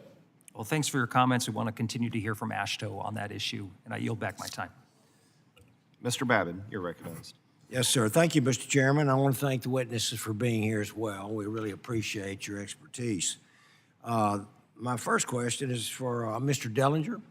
Mr. Dellinger, how does the patchwork of state-specific emissions regulations and sales mandates, such as those in California, impact trucking companies in terms of operational efficiency, compliance costs, and long-term planning? Well, the problem is we run in all 48 states, and whenever the group of states take on different rules and regulations, it becomes difficult for us to operate. I mean, we are operating on interstate highways Sure. for the most part, and we do need the help to have a federal rule, not that CARB or a group decides what we're going to do as a nation. Right. Okay. Thank you. And my next question is for you as well. I understand that cargo theft remains a significant challenge for trucking industry, impacting ATA member companies through increased costs, supply chain disruptions, safety risks. What do you see as the most pressing gaps in addressing this issue, and how can industry stakeholders and policymakers work together to enhance prevention efforts and strengthen enforcement against this cargo theft? And looking at cargo theft, for us as an organization, we took it on as a top-tier priority. Actually, last January at a meeting that took place, or actually early February, it's one of those things that in our industry, a lot of people did not discuss, did not share. So that's one of the negatives that you just didn't want to talk about, but it has become so prevalent that basically it is an issue that, people are starting to recognize and have discussion. And Yes, sir. again, it's having maybe that central clearinghouse that's, looking at all these thefts. I mean, we're not talking about a theft of a piece off a trailer. We're talking about the theft of an entire load. Right. This was something that was, again, prevalent years ago in the tobacco industry for the finished product or maybe the electronic issue. But it's got to the point, they're even still in roll stock paper. I don't know if they don't know what's on a trailer and just load, just pick it up and go with it, but household goods, when I say goods, I'm not speaking of household furniture, I'm speaking of toilet paper, paper towels. Those are big That's commodities. desperation. Yeah. Maybe that's desperation. Well, yes. Okay, well, thank you very much. And then my next question is for Ms. Kavinicki. Yes, ma'am. I represent the Port of Houston, where Vulcan Materials does quite a bit of business, so we're very familiar with your company. Congress should be in the business of supporting our industry partners and not stepping on their toes. I'm sure you would agree with that. Can you talk a little bit about how Congress can be a good partner, a better partner, if you will, in supporting the aggregates industry? We have been very fortunate to have a good partner in Congress for the aggregates industry, whether that is access to aggregates, something called the ROCKS Act that, of course, we have many of you who have supported, assistance at the local level in ensuring that there is support for quarries in the places or distribution yards, as in Houston, in the place that we need them. And of course, we have enjoyed the support of many of the members of this committee as Vulcan Materials Company with our issue with Mexico and the illegal shutdown of our operations there. I think the aggregates industry overall knows, though, that the biggest priority here is that long-term, predictable, on-time transportation bill. That's the best way you can support us. Yes, ma'am. And then finally, do you have any thoughts on how Congress should be streamlining the permitting process? Permits are one of the biggest problems across the broad spectrum of our bureaucracy. And so would you like to chime in and just have a few words about how maybe we could streamline that process? Sure, and understand, and this allows me to add on, Chairman Rouser, to what I said to you. So our production and delivery is principally affected by state and local laws. But with regard to speeding transportation project delivery, we do, in addition to the full implementation of one federal decision and the analysis of federal permit agency timelines, I think there are a couple specifics to look at. One is expanding categorical exclusions, and the second is granting greater flexibility around utility relocation. That can also help in speeding project development and delivery. Okay, thank you very much, and I yield back, Mr. Chairman. Ms. Sykes. Thank you, Mr. Chair, and thank you, Ranking Member Norton, for holding this hearing today, kicking us off for the 119th Congress for the subcommittee. I appreciate your leadership and looking forward to getting to work, especially as we have a lot of great opportunities this year. Thanks to the passage of the bipartisan infrastructure law in 2021, communities from coast to coast will see about $1.2 trillion in local investments to improve the reliability, resilience, and efficiency of America's infrastructure over the next 10 years, and Americans are already seeing these tangible differences, including improved roads, bridges, transit systems, airports, waterways, and environmental infrastructure. In Ohio, for example, which is home to the nation's 5th largest interstate system that spans over 8,000 lane miles, we have 19,000 center lane miles.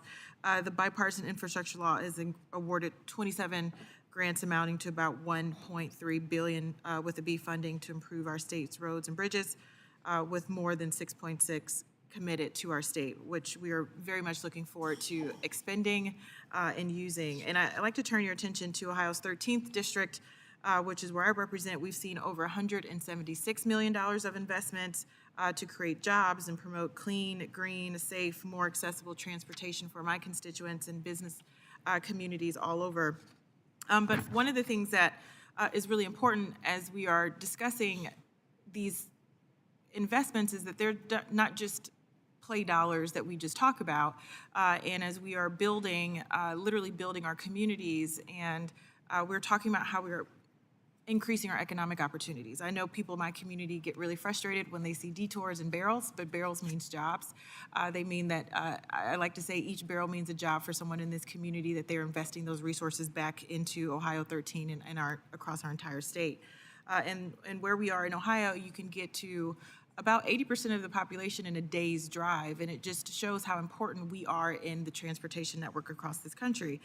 So knowing that to be the case, and talking about that job specifically, I want to turn my attention to you, Mr. Colvin, because the prevailing wage is an important part of ensuring that the folks who are working on these projects are being paid livable wages and that they can actually sustain themselves and their families. Can you talk a little bit about the members who you represent and why the prevailing wage, the Davis-Bacon standards, are so important to you in our communities? Yeah, I mean, I think in addition to what you were saying, it guarantees a quality of work that, that they know that there will be high standards for workforce training for those workers, and that the delivered product is going to be better and delivered on time. And, I think beyond Davis-Bacon, looking at other labor workforce protections that are built into our surface transportation programs, it's sort of a promise that the people who are delivering these assets that we're investing in, should be paid fairly and should be able to afford a middle-class lifestyle and not have it be, low wages and undercutting workers as the goal for how we build out our infrastructure. And thank you for saying that. And even before we get to the point where we have someone on a job site, we have to train them. We have to recruit them into these apprenticeship programs. And I hear from literally every industry I meet with, they have a hard time recruiting and retaining employees. What are some of the things that we could do to help ensure that we have a reliable, well-trained, skilled workforce prepared to take these jobs on as we continue to expend these dollars across the country? Yeah, I mean, I think, there was flexibility for funding in the IIJA to go towards workforce recruitment. I think the challenge there is that, if a state DOT is looking at capital expenditures or recruiting with that money, I think, the capital is going to win probably most of the time. So I think, we do have to be more creative about how we recruit, where we recruit from, and I think, that is an outstanding challenge, and it's beyond just construction. State DOTs. Earlier, I mentioned transit agencies had a huge sort of impending cliff of their workforce. So, we do I think have a good argument to make that these are good jobs with good benefits. Again, the challenge is ensuring that is prioritized by state DOTs, prioritized by transit agencies, and in many cases that's just poor management or a lack of forward thinking. Thank you. Thank you, Mr. Chair. I yield back. Mr. Westerman. Thank you, Mr. Chair. Thank you to the witnesses for being here today. As we consider this important reauthorization, we have to face the fact that we have a real problem in our country that we can't really build things anymore. You know, it took 35 years to build the first 42,000 miles of interstate highway, and in the last 34, we've built 7,000 miles. It's not just that we can't build, we can't really maintain and repair like we're capable of doing. And it's almost to the point of ridiculousness. I have a Forest Service road in my district that had a couple of landslides. This is a gravel road in a very remote area. And so far, there's been $6 million of grants awarded to fix the road, but the timeline is maybe 6 years. And to tell you the truth, nobody really knows who's on first and who's on second and how this is going to get done. And we can do much better than that as a country. And we know that time is money. These delays cost things. And Mr. Dellinger, you know, as a user of the highway system, I think you said it in your testimony, $109 billion a year in delays and burning something like $6.4 billion of fuel, setting in delays. We see those kinds of costs. But then, Mr. Timon, in your testimony, you showed a graph on the IIJA funding, which ranges from about $70 to $80 billion a year over a 5-year period. And it's the $80 billion in 2026 is going to have $40 billion of purchasing power. Also in your testimony, you showed where it takes 6 or 7.6 years to get through the NEPA process. We've got to do better than that for the American people and for everybody paying taxes and everybody that's using our roadways. Mr. Timon, what can we do to allow state transportation departments to do what they do and build roads and do it in a timely manner? Well, thank you for that question. You know, I think that this has been an issue that Congress has been struggling with for decades now, really. I think that people on both sides of the aisle agree that we need to do more to streamline the project delivery process. As was mentioned, there was one federal decision provision that was provided in IIJA. It has not been fully implemented as Congress intended by the previous administration. We're hopeful that incoming administration, the Trump administration, will embrace the one federal decision and the intent behind the timelines associated with that provision and implement it in the way that Congress intended. Some other ideas is, as I mentioned, in Georgia, they've decided to co-locate and collaborate federal resource agencies together in one interagency office to help make sure that everybody's working on a project in the most efficient way. Trying to find ways to consolidate duplicative permits and reviews overseen by Coast Guard and Army Corps of Engineers and the National Marine Fisheries Services and U.S. Fish and Wildlife Services, making sure that those things are happening concurrently, and that if there are duplicative permits by multiple resource agencies, there's only one that you need to do as opposed to the same one over and over again for different resource agencies. So those are just a few.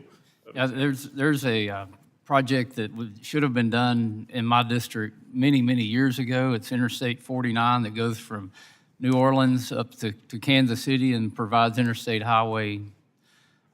But the section in Arkansas is kind of the missing link to finishing that project. I did some research. Here's the environmental impact statement from 1997. This is the executive summary that's 37 pages long.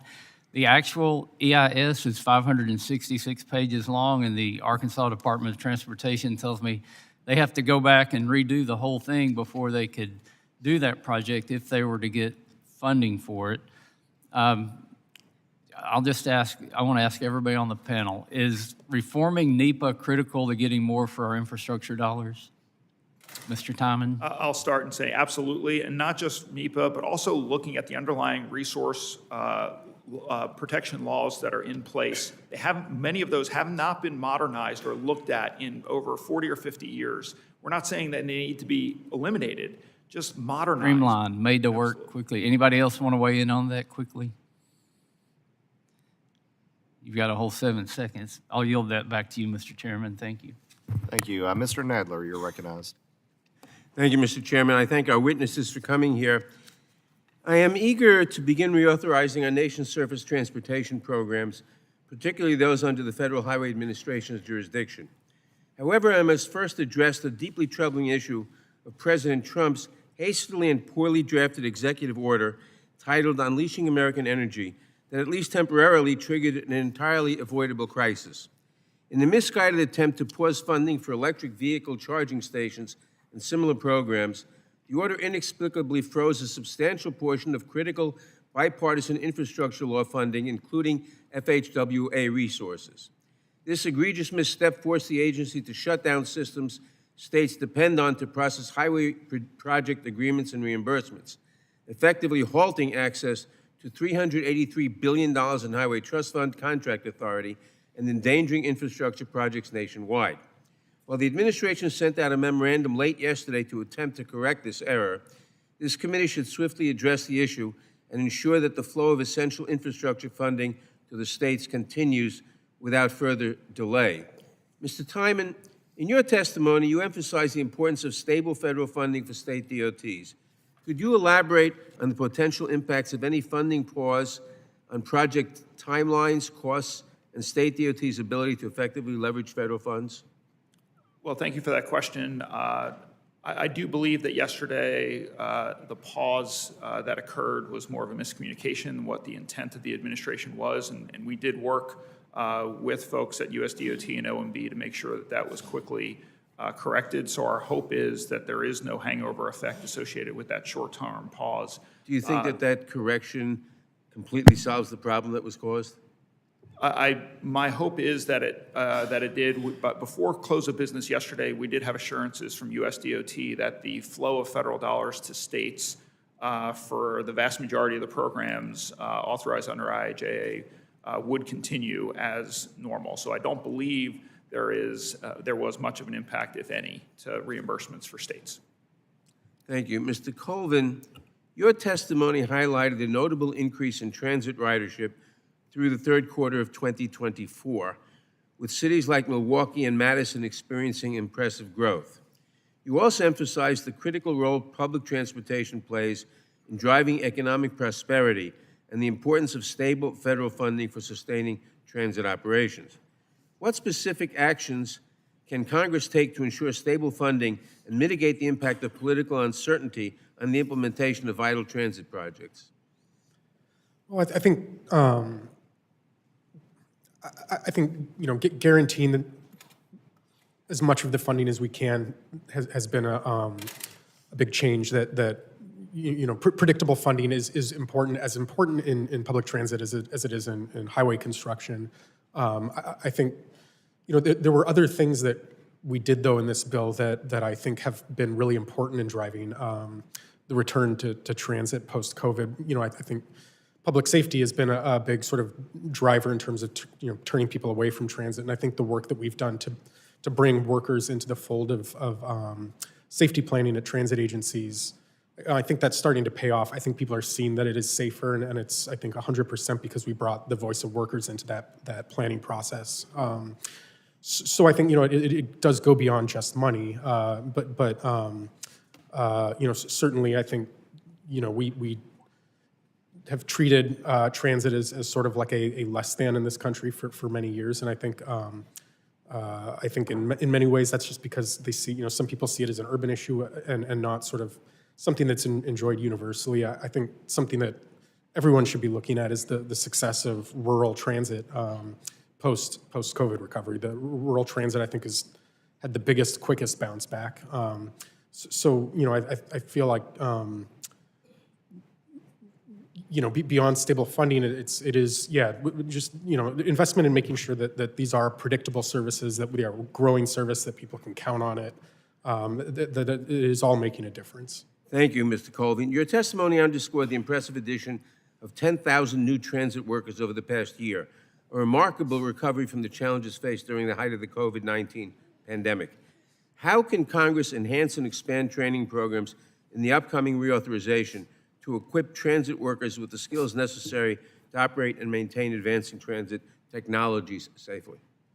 Well, we simply need more investment in training. I think traditionally transit has been well below in terms of total payroll invested into training, well below averages in any other industry.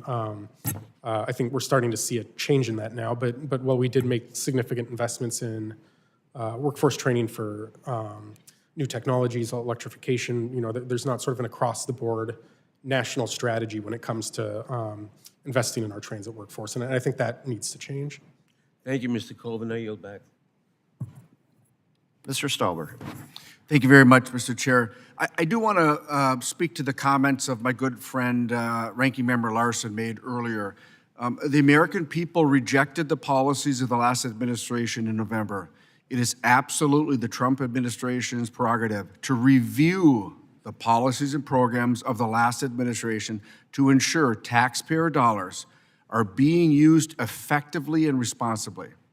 Projects like roads, bridges, and airports will certainly align with these principles.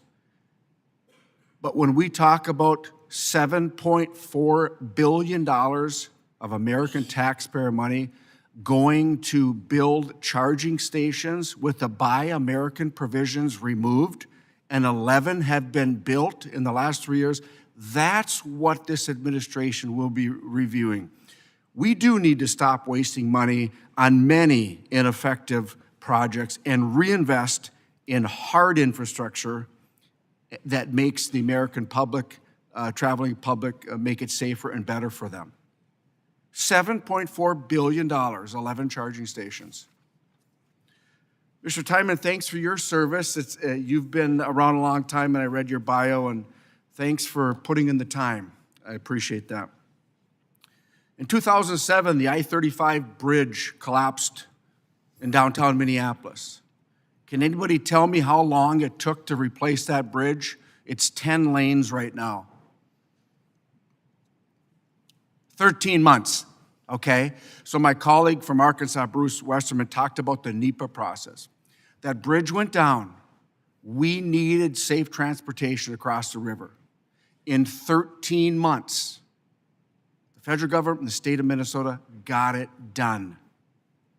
The NEPA process, Mr. Timon, the NEPA process you had mentioned earlier is slow, and we know that historically, if that I-35 bridge went through the process, it would be 8 to 10 years before it was built. When you delay projects, Mr. Timon, would you say that cost the taxpayers money? Every year there is a delay, absolutely. There is an increase in the cost of the project. So you take my home state of Minnesota. When freeze-up happens, it's hard to build in December. You can't. So it stops December, and it doesn't come, you can't start building till the May, the road restrictions are off. So we've lost 5+ months already. Every delay of NEPA, the redundancy, the duplication of federal resources and state resources. I think the states do a very good job of making sure that the laws are followed and the environment is taken care of. When you have two processes following each other, one can get snagged up and stop projects for many years. Would you agree with that? I would, and I would say that I was a staffer for this committee in 2007 when the I-35W bridge collapsed. Mr. Oberstar was I believe, the chair of the committee at that point, and or the ranking member. And you are absolutely right. It was rebuilt in an expedited fashion. It would be great to see projects like that rebuilt or built at the same timeline when there isn't the urgency of an emergency that we see time and time again, whether it's I-85 in Atlanta, I-95 in Connecticut earlier this year, I-95 in Philadelphia a couple of years ago. We were able to rebuild those facilities extremely quickly because there was an urgency around an emergency. It would be great to see that urgency around regular projects as well. Our NEPA process, in my opinion, needs to be changed to reflect the speed that we need to develop without changing the laws or the environmental protections or the labor standards. And I think that permitting, when we talk about permitting reform, these are projects that are going to save the American taxpayer. Our small communities oftentimes can't afford the delay to be able to wait 2 or 3 years, because it's just additional money. And then when you ask our cities and towns to pay for it because of the unnecessary delays, what do? They have to go to their local taxpayers. It's simply unacceptable. And Mr. Timon, it's a breath of fresh air to hear you talk about the need for reform and the need to do these projects in a timely fashion, because it's going to save the American taxpayer money. And Mr. Chair, I yield back. Ms. McDonald-Rivet, you're recognized. Thank you, Mr. Chair. My question is for Ms. Kavanoki, if I'm pronouncing that correctly. Yes, you did. For context, I want to tell you that I represent a district in Michigan. We're right here in the middle, and have significant rural communities. We have rural roads, county roads, many of them dirt roads. I appreciate the reference to that. But we know with the severe weather events that are increasing around our road maintenance costs across Michigan, considering the IIJ's limitations in addressing inflation and rising construction costs, which I hear about all the time, what reforms to federal funding programs would you suggest are needed to help rural communities like the ones in my district compete for these federal funds and afford the necessary upgrades? So as we have tried to fix our roads in Michigan, what we have seen across my district is the roads are just continuing to disintegrate, and wanting to be able to have our communities have a fair shot at some of these federal fundings. Do you have suggestions? Thank you. That is a great question, and I'd like to be able to follow up in more detail with you afterwards. I think some of this depends on how your state DOT works with those rural communities and how funds are distributed, how are they prioritized. The planning process, at least as I understand it on its face, should actually be taking care of that and getting those dollars to those needs. Now, building on some themes that we've heard here today, part of dealing with inflation is getting projects done in a timely manner. Project today is going to cost a whole lot more in the years to come, and so being able to speed that project delivery along is going to be significant, I think, to those areas. Completely agree. But as we think about, and what we have seen historically is, as construction costs go up and dollars don't go as far, we end up seeing, and Mr. Timon, perhaps you can respond to this as well, that the communities like the ones in my district are left behind as larger municipalities get dollars to, and more populated areas of the state get those dollars, right? So we never seem to get to the front of the line, and I'm wondering what safeguards can be put in place.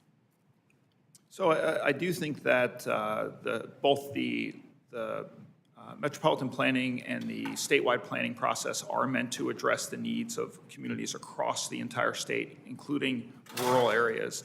But you're absolutely right that there are certain instances where, say, a project has been planned to move forward, the cost, and even if there was funding identified for it, either at the local level or at the state level, and then it takes 2 or 3 years longer to do that project, well, the cost is increased from what the original estimate is. And oftentimes that means that the local community is left holding the bag and trying to have to make up the difference. So I know that state DOTs across the country are struggling with that. I know that even discretionary grant recipients under the IIJA who put in an application for, say, one of those programs 2 or 3 years ago, assuming that the cost is a certain amount, well, when they finally get that grant and sign an agreement 2 or 3 years later, the cost may have increased 20 or 30%. And maybe they've been successful in getting the federal grant, but now they have to make up that difference of the increase of 20 or 30%. And that's hard to do for localities who don't have necessarily a revenue source that's available to dedicate to that cost increase. I think you're exactly right. I live in a community, represent a community that was responsible for the repair of 2 bridges that just disintegrated at a rate that wasn't keeping time with the funding that was coming, and ended up with repair costs that were more than 4 times their entire annual budgets, right? This is something that we hear all across my district. Thank you very much. I yield the rest of my time. Mr. Johnson is now recognized. Thank you very much. Clearly, when we're talking about the surface transportation bill, it's a good reminder about the interconnectedness of these assets. We're not talking about 50 different state systems. We're really talking about one national system. That's what can be a little frustrating about the donor-donee conversations sometimes we have. The idea that some states are subsidizing others. I mean, the reality is that when you look at the South Dakota truck traffic, 60% of it neither originates nor terminates in South Dakota. This is really about one country making sure that we can access national and global markets. But it's not just about the money. It's also about sometimes regulatory roadblocks that we have in place that make it harder for people to be able to get goods delivered. And so, Mr. Dellinger, as I shift to you, and I'm thinking about some of those really safe drivers we have who might be younger than 21, Congress has, in a couple of instances in recent years, had pilot projects where we want to try to make it easier for those young drivers to move from one state to the other. We know that 49 states and the District of Columbia allow CDLs for people who are younger than 21, and yet we don't allow nationally, outside of pilot programs, for younger drivers to be able to cross state lines. Mr. Dellinger, teach us a little bit. Is there any evidence that suggests an otherwise safe 20-year-old driver shouldn't be able to cross state lines and have that CDL be effective? Well, as you mentioned, 49 states do recognize intra-state driving for under 21. You know, I mentioned earlier that the pilot program was a bit flawed to begin with, and it got a late start, and a lot of carriers did not jump on board because of the confusion that existed early on. That program sunsets in November of this year. And so basically, you know, we do need something to be more on a permanent basis. And I think the Drive Safe Act that maybe was introduced in the 118th may need to be reintroduced and looked at as well. So, but I think, you know, looking at the current program, there were not a lot of participants. I think it allowed for 3,000. I think it was maybe 3 dozen in the program. So definitely needs to be relooked at more on a permanent, not just a pilot program.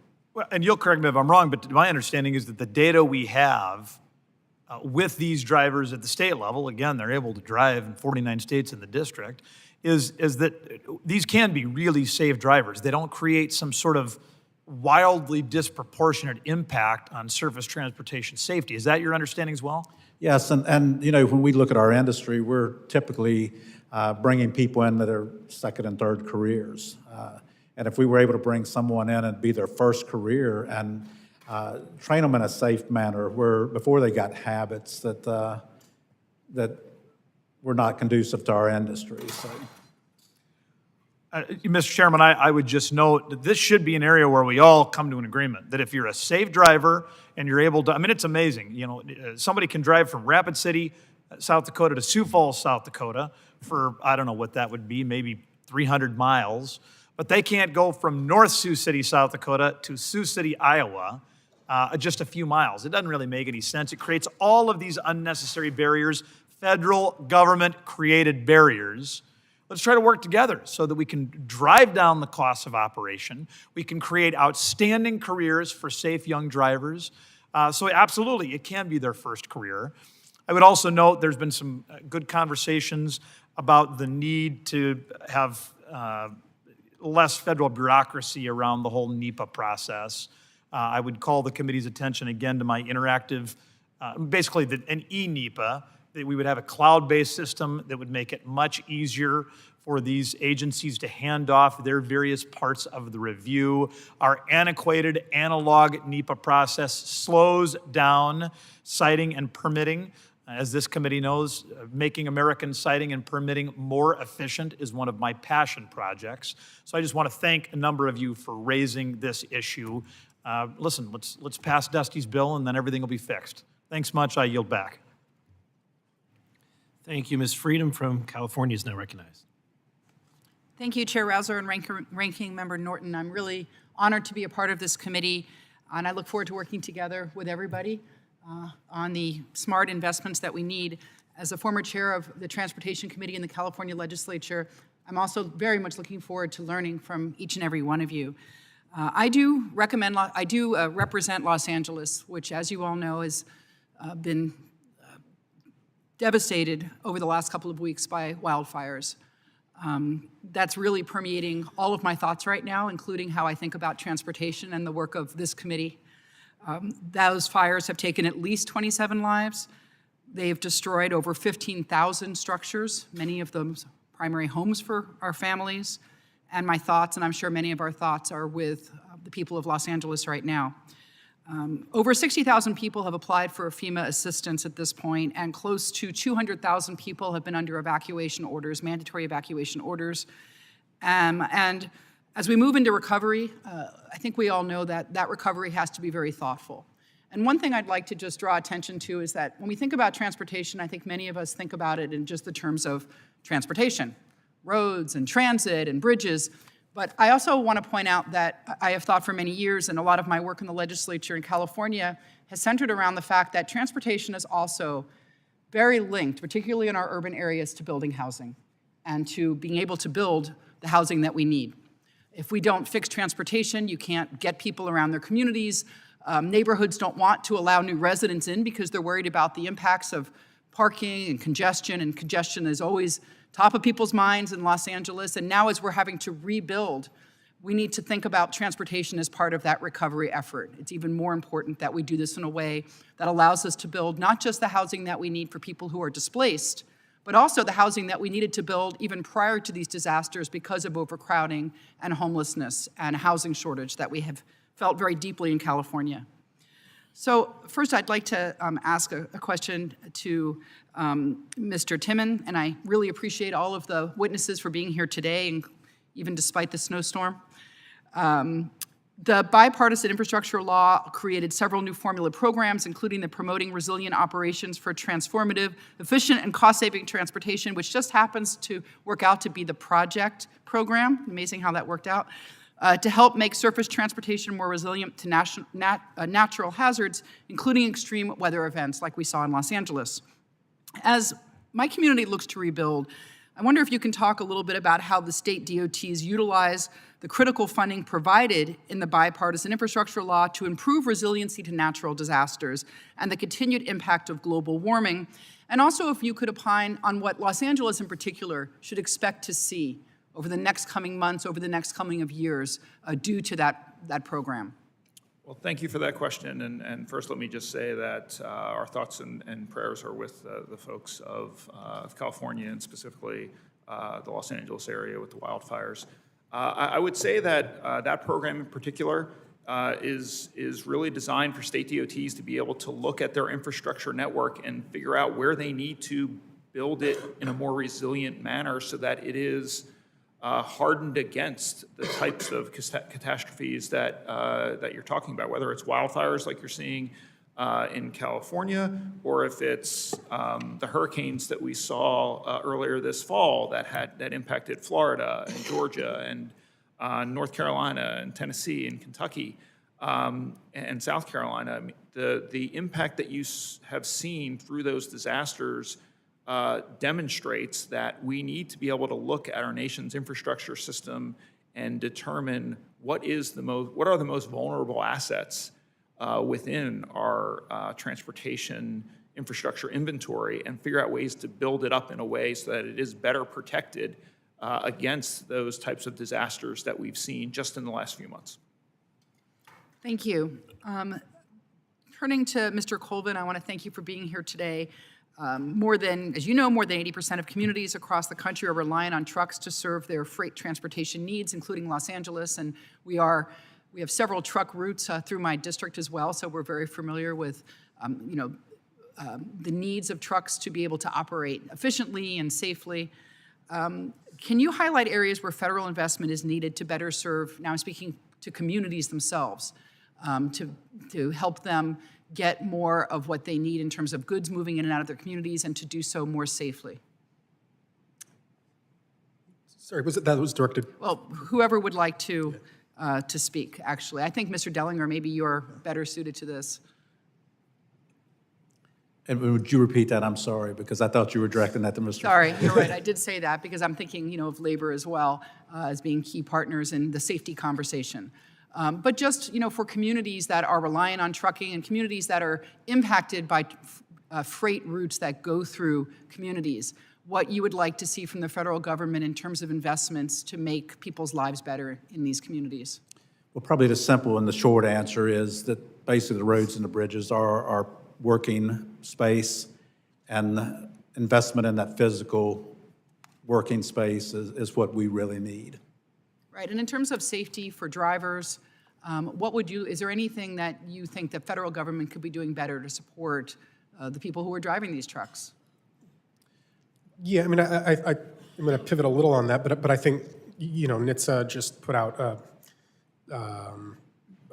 280-something page NPRM on automation and automated vehicles, and really turned over the reins to both commercial and non-commercial entities, just sort of self-describe what they think is safe, and then whether or not, you know, they abide by that. I think the NPRM doesn't really offer a lot of guidance. So I think rather than spending time sort of noodling around with technology, they ought to really be focused on doing their core safety role over there. And you know, I think what we saw in San Francisco with these vehicles hitting or almost hitting commercial and non-commercial vehicles on a fairly regular basis, we're going to see a massive expansion of that across the entire country. That will affect all road users, including those working in transportation.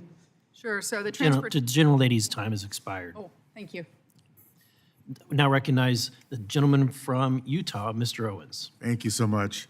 Mr. Dillinger, in your testimony, you paint the picture of a workforce shortage in the trucking industry. Much of my passion is the work of Congress surrounding opening pathways for careers in industries like yours beyond the traditional educational system.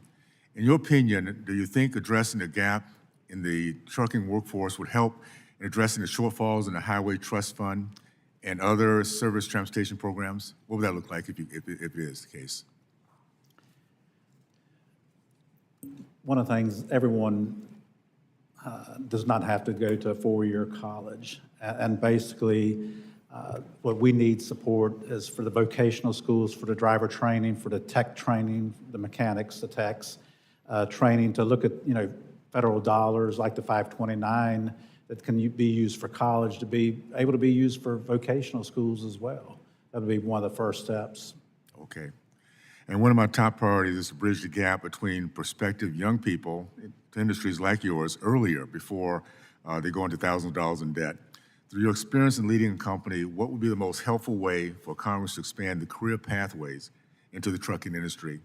Is there a way to unite these concepts with the surface transportation programs? I think, again, you know, looking at the Driver Safe Act definitely would be of interest to us to get young people in, and also looking at federal dollars for training. Well, just know we have an advocate on our education workforce. We have tremendous talents. We need to make sure they're tied into some great careers, so an opportunity. So just know we'll be working with you on that. Thank you, and I'll yield back. Now recognize the gentlelady from New York, Ms. Gillen.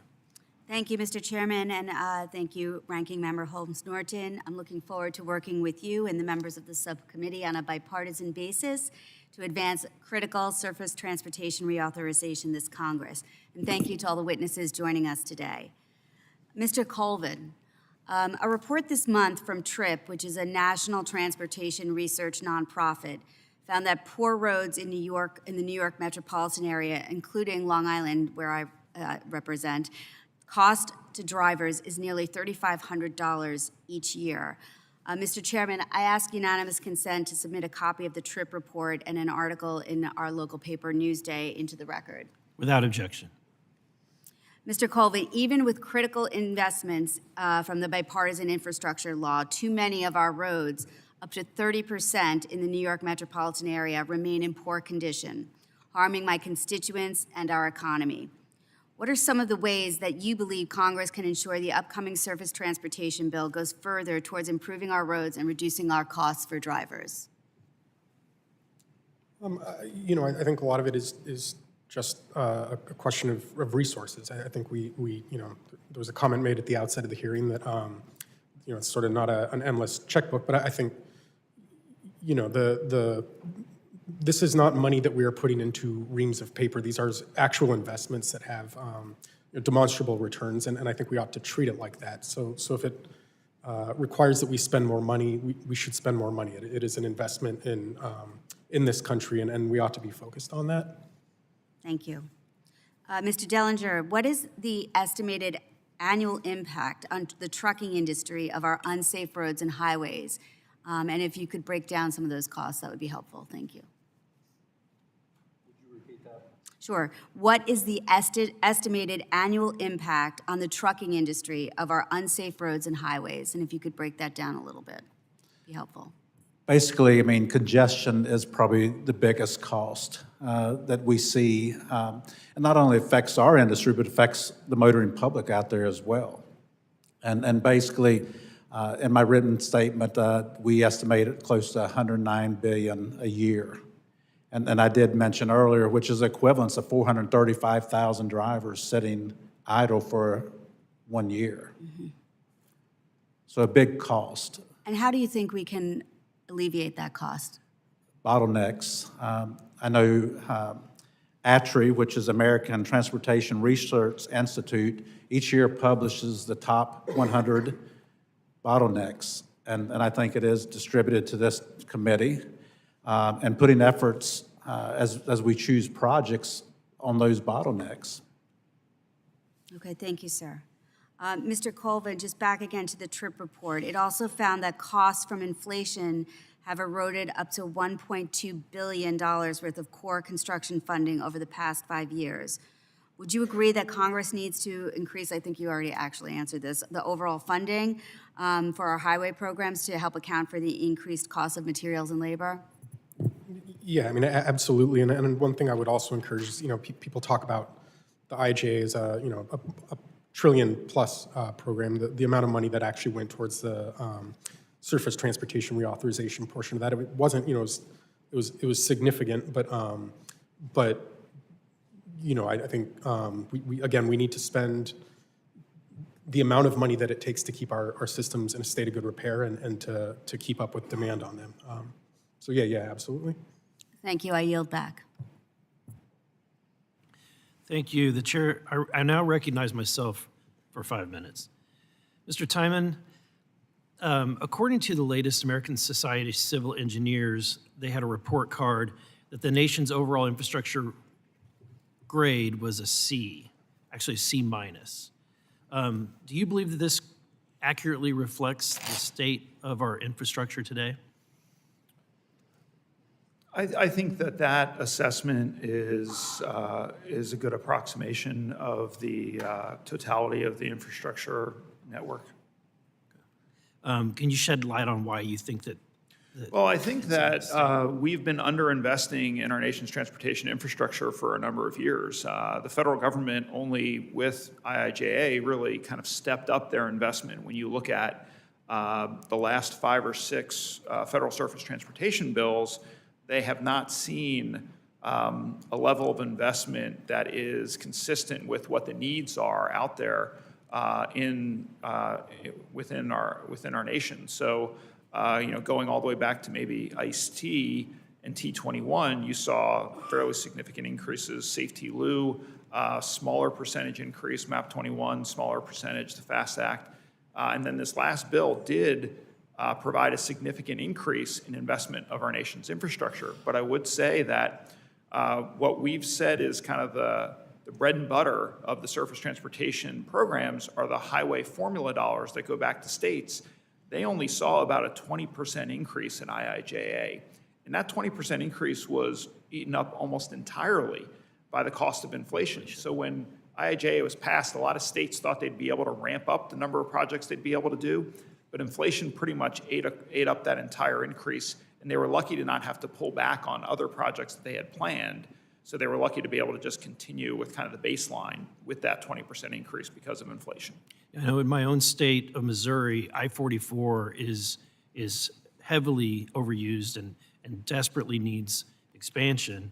And my question is there a way that we can get more bang out of our buck, right? Get more out of the dollars that we're spending. And so in your testimony, you said that the federal government tends to be more expensive compared to each non-federal dollar that's because of the regulations of permitting.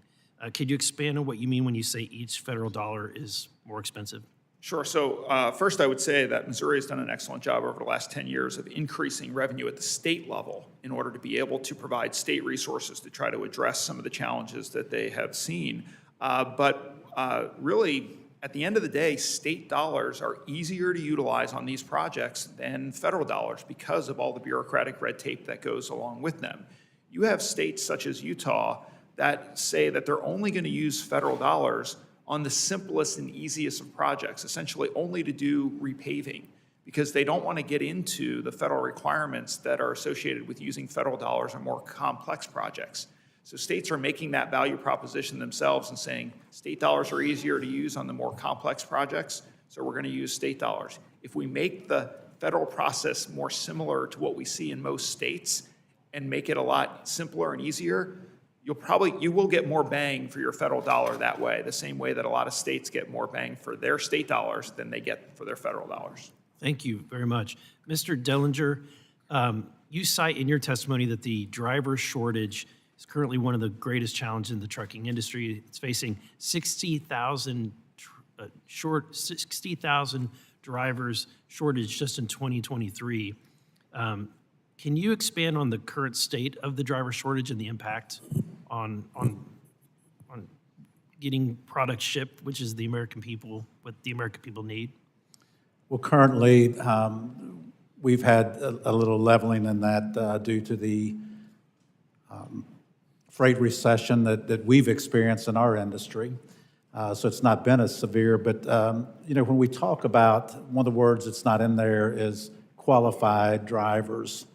I think there are drivers out there, and there are arguments about our numbers, but having qualified drivers, sometimes you need drivers that are qualified to drive tankers, to drive bulk fuel, to drive hazardous materials, and maybe they're not qualified in those areas. And then lastly, last question is, I increasingly hear about the shortage or availability of parking, safe parking structures. Can you elaborate on that? And I spoke to that earlier as well, but we need safe parking for entry level for more females, where they feel safe, where they feel comfortable, and also for the safety. I mean, if you travel your state's highways and probably at night or in the early mornings and look on the on-ramps and off-ramps, you'll see trucks parked there because there was not safe and adequate parking in rest areas or facilities which they were making deliveries. Thank you. I now recognize Mr. Figures from Alabama. Thank you, Mr. Chair and Madam Ranking Member. Thank you guys for the opportunity. I won't spend a lot of time with a preface because I do want to leave some time for some answers, particularly from the panelists from my home state of Alabama, Ms. Kavanaugh. But I'll start with you, Mr. Colvin. I know at the end of the day, these transportation projects, these infrastructure projects, they boil down to workers on the ground. The ability to have qualified workers that want to be in the profession, that are highly skilled and highly trained for the jobs that we need. Can you just explain to us a little bit of the importance of prioritizing those workforce development programs to ensure that we have that highly qualified workforce, and also a little bit on, we know that wages consistently fail to rise with inflation, and the struggles that is presenting as it relates to that workforce? I mean, I'll start with the second one. I think, we hear a lot about so-called workforce shortages, and I think really it's the challenges there is it's not a workforce shortage, it's a shortage of employers who are willing to pay livable wages to their workers and afford them a quality of life and work that people are attracted to. I think that's a problem in the trucking industry. I think it undermines that more when Congress goes after hours of service rules in states that are trying to do the right thing. But that is something that I think thinking that you can solve that problem by now going after, the 18 to 21-year-old demographic as though they're going to be more attracted to just the same quality of job, I think it's a bit of an oversight. So I think we do need to give real serious thought to that issue, not as a workforce shortage issue, but as a shortage of good employers. With regard to workforce training, I think the sort of the benefit that we all enjoyed of massive increases in funding from the IIJA, it does create a problem that you're suddenly increasing spending by a huge amount, and you do need to prepare a workforce for that. So, to the extent that there's a gap there, I think the best thing we can do going forward is keep sustained higher levels of spending to meet the actual demand on our systems and have a predictable pipeline of workers as well.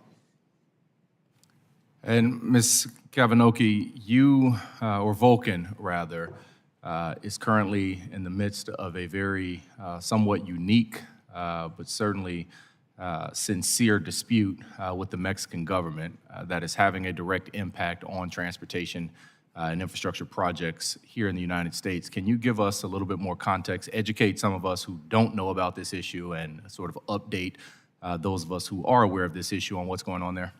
Sure, thank you, and thank you for the opportunity to do that because it really brings together multiple issues related to surface transportation.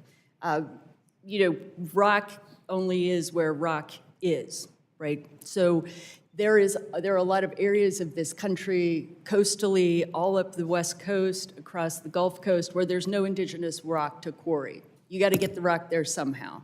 The most efficient way to do that, the most cost-effective way to do that is by blue water vessel. Otherwise, you've got to put it on rail, move it longer distances. So in 1986, Vulcan embarked on a project in Playa del Carmen, Mexico, which was then a fishing village with no telephones, no roads, no infrastructure, to create a limestone quarry that would supply now 14 ports that stretch from Texas up into South Carolina. And we really appreciate that this committee and others saw fit to create the exemption in Buy America for aggregates and cementitious materials for that. That was the critical reason for that exemption. You just can't get rock where it doesn't exist. Unfortunately, we have been embroiled in an issue directly with the Mexican government. The former president of Mexico directly ordered the shutdown of our operations in May of 2022. We still have 250 employees, Mexican nationals who we are paying, but we are not operating.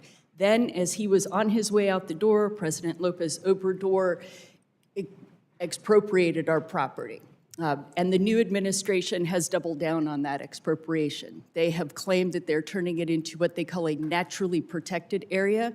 To be clear, the only thing prohibited in this naturally protected area is quarrying and export through the only deep water port in the Yucatan Peninsula which we built, developed, and operated. So we have issues related to national security, we have issues related to the supply of materials in the Gulf Coast, and certainly significant issues related to the treatment of U.S. companies investing abroad.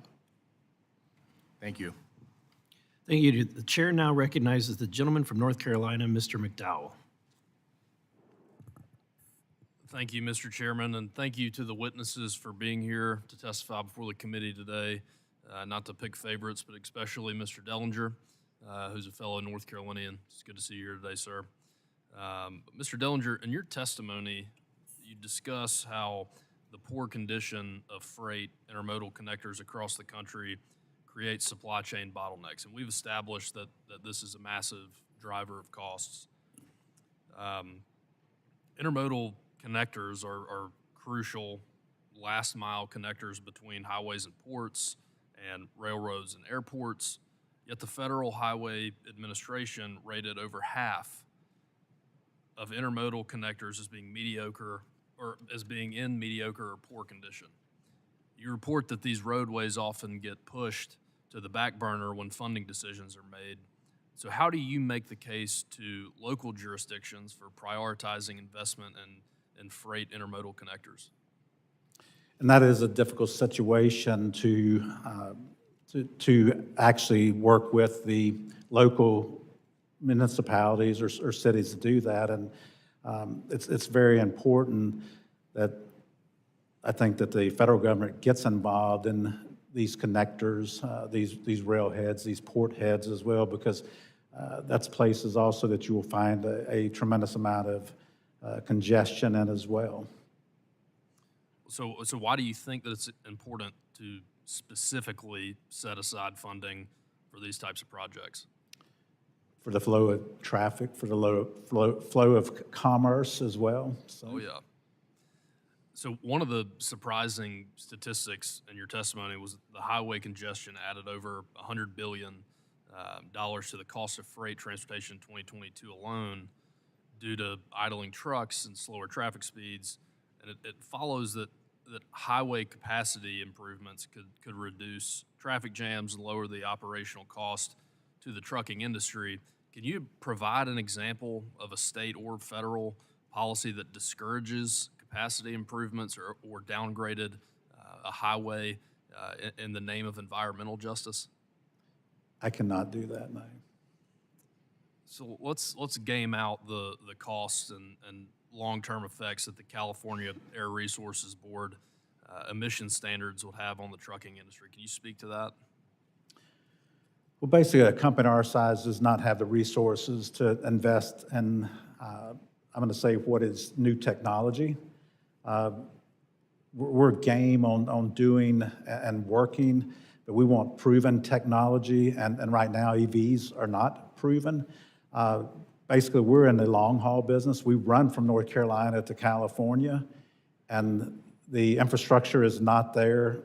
And, we can fuel a truck in 15, 20 minutes and run 1,200, 1,500 miles.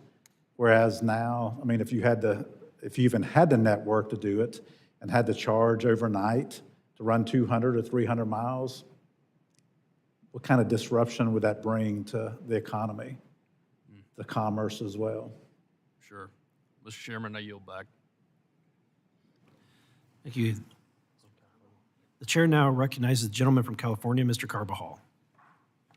Thank you, Mr. Chairman. Mr. Dellinger, what role do sustainable fuels such as renewable diesel and renewable natural gas play in reducing emissions in the near term, and how can Congress support their adoption? Well, basically, those are proven solutions in our industry with the combustible engines to be able to use renewable energies. And basically, they are cleaner. And right now, as I mentioned, that the EVs are technology that we're not there. We're nowhere near being close to operating that type of equipment in a long-haul environment. I think it's something that would work well in municipalities and cities if they want to convert their buses, their trash trucks, their school buses. Would definitely be a workable solution, but right now, definitely not in the long-haul market. Thank you. The recent floods in the Southeast and fires in California demonstrate the critical need for trucks to respond quickly to disasters, whether to clear roadways for emergency equipment or to transport water to fight forest fires. Congress authorized states to issue overweight permits for trucks responding to disasters, but I understand that the trucking industry faces significant bureaucratic hurdles. Can you tell me what we can do to improve the system? Well, our industry is one of the first to respond, to haul water, to haul food, to haul equipment necessary to clear out. I think supporting the MOVE Act, the 118th Congress had in place, maybe introducing it as well in the 119th, which allows the governors to issue permits, actually before a natural disaster is called, and actually looking beyond, what qualifies for a disaster, and as well, maybe even the time of the event. Thank you. Mr. Timon, can you comment about the importance of maintaining permit requirements for overweight trucks? Thank you for that question, Congressman. I do think that there is a balance that needs to be struck when it comes to overweight vehicles, especially in times of need or emergency, making sure that there are opportunities for trucks to be able to respond to specific situations from an emergency standpoint. But that also needs to be balanced with the ability to preserve and maintain our nation's highway infrastructure. So when you're looking at the potential damage that overweight vehicles do to bridges and roadway pavement, we need to make sure that there's a balance there. But certainly when it comes to permitting overweight vehicles, we're working to identify ways to streamline that process for interstate travel to make sure that permits that are issued by multiple states can be done in a more coordinated fashion so that it is more efficient for somebody with an overweight load traveling from, say, California all the way to New York, that we're looking for ways to streamline that process to obtain all of the permits for the individual states along that route. Thank you. Ms. Kavanaugh, can you explain why we need to maintain the Build America, Buy America Act exclusions for aggregate materials? Sure. Give me a softball. Well, thank you. I really appreciate that. And I think it comes right back to, God put rocks where God put rocks. And so there are about 30 million tons of rock that not just Vulcan Materials, but other companies bring into the U.S. from Canada and Caribbean nations every year to supplement and to provide for infrastructure. It's particularly important from Texas across to Florida and up to South Carolina, but we also do this in California. We have a terminal in Long Beach where we bring rock in from Canada. So it's a way to do it cost effectively and efficiently. It's a way to it's a way to address environmental issues, but it's really critical to the supply of rock in the United States, and we appreciate that exemption very much. Thank you. Ms. Kavanaugh, is the federal aid highway program designed around multi-year apportion funding? And what provisions in Title 23 depend on states having multi-year funding? There's a tremendous amount of Title 23 that states are required to look on a year-over-year basis. For example, states have multi-year planning requirements. Even sometimes the simplest projects are going to take multiple years to get done. So the very nature of what is essentially a capital program requires that backdoor capital budget with contract authority in that multi-year program. Thank you. Mr. Chair, I yield back. I'm out of time. Mr. Taylor from Ohio. Thank you, Chairman Burleson and Ranking Member Norton, for holding this hearing today, and thank you to our... Pull that microphone a little closer to you, or it may not be on.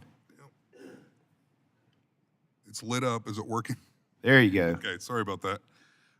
Thank you, Chairman Burleson and Ranking Member Norton, for holding this hearing today, and thank you to the witnesses for your testimony. As a third-generation business owner in the concrete industry, I know firsthand how important it is that our highways, roads, and bridges across the United States are safe for commuters, citizens, and businesses. With the upcoming Surface Transportation Reauthorization Bill, I want to ensure that we are passing common sense legislation that will fix our roads, ensure safety, and help the United States economy grow. Mr. Timon, in your testimony, I was interested to read about Georgia's initiatives that ensured that electrical vehicles paid their fair share into the Highway Trust Fund. Specifically, you mentioned enacting an annual electric vehicle registration fee, establishing a heavy vehicle impact fee, and a kilowatt-hour fee for public electric vehicle charging. With 90% of total federal highway programs coming from the Highway Trust Fund, I find it absurd that those who choose to drive electric vehicles are not helping pay for the maintenance and upkeep on the roads that we all drive on, even as electric vehicles cause more wear and tear on our roads than gasoline and diesel-powered vehicles.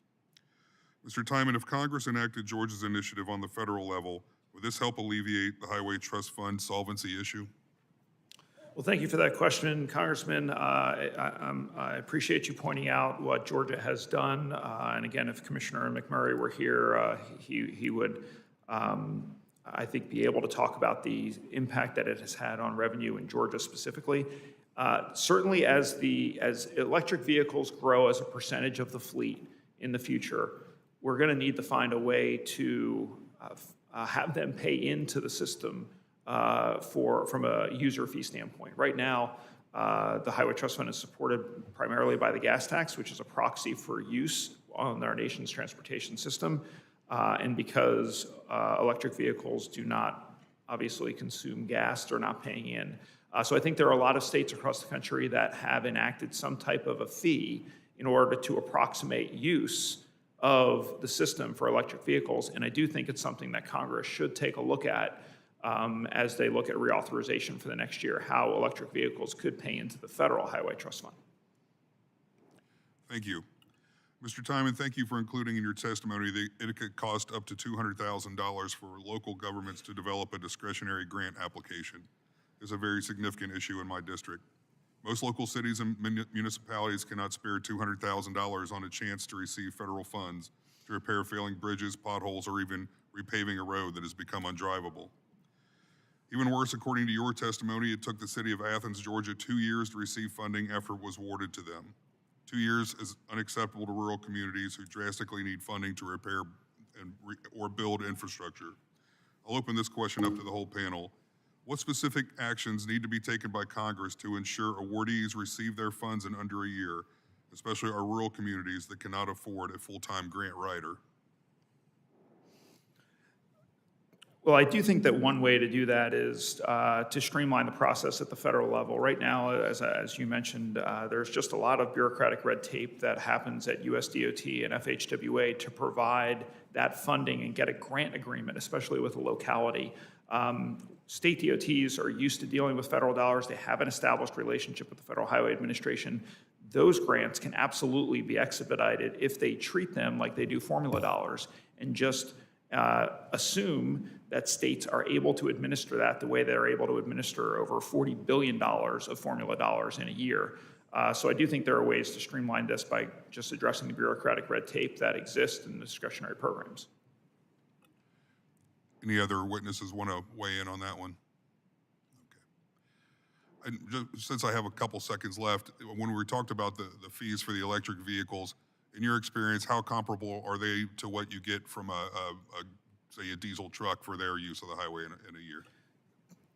Well, it does vary from state to state, but most states have tried to set the fees for passenger vehicles equivalent to what a passenger vehicle would pay in gas tax over the course of that year, so that it is essentially a fair treatment of electric vehicles comparable to what vehicles that are powered by internal combustion engines. Thank you very much. Mr. Chairman, I yield back. Mr. Stanton, you're recognized. Thank you very much, Mr. Chairman, and thank you for the witnesses for being here at this important hearing. I have dedicated my career to infrastructure investment. As my previous job, mayor of Phoenix, I oversaw the largest investment in infrastructure to date in Arizona, a 35-year, $32 billion transportation infrastructure plan expanding light rail, bus routes, road maintenance and repairs, bikeability and walkability as well, generating millions and millions of dollars for Arizona. Infrastructure investment is some of the smartest ways to spend taxpayer dollars. Investment in transportation is investment in our economy, investment in our workforce. So you can imagine my concern when I read Section 7 of President Trump's executive order unleashing American energy issued January 20th. The EO had broad language. Taken at face value, it could put the bipartisan infrastructure law dollars at risk.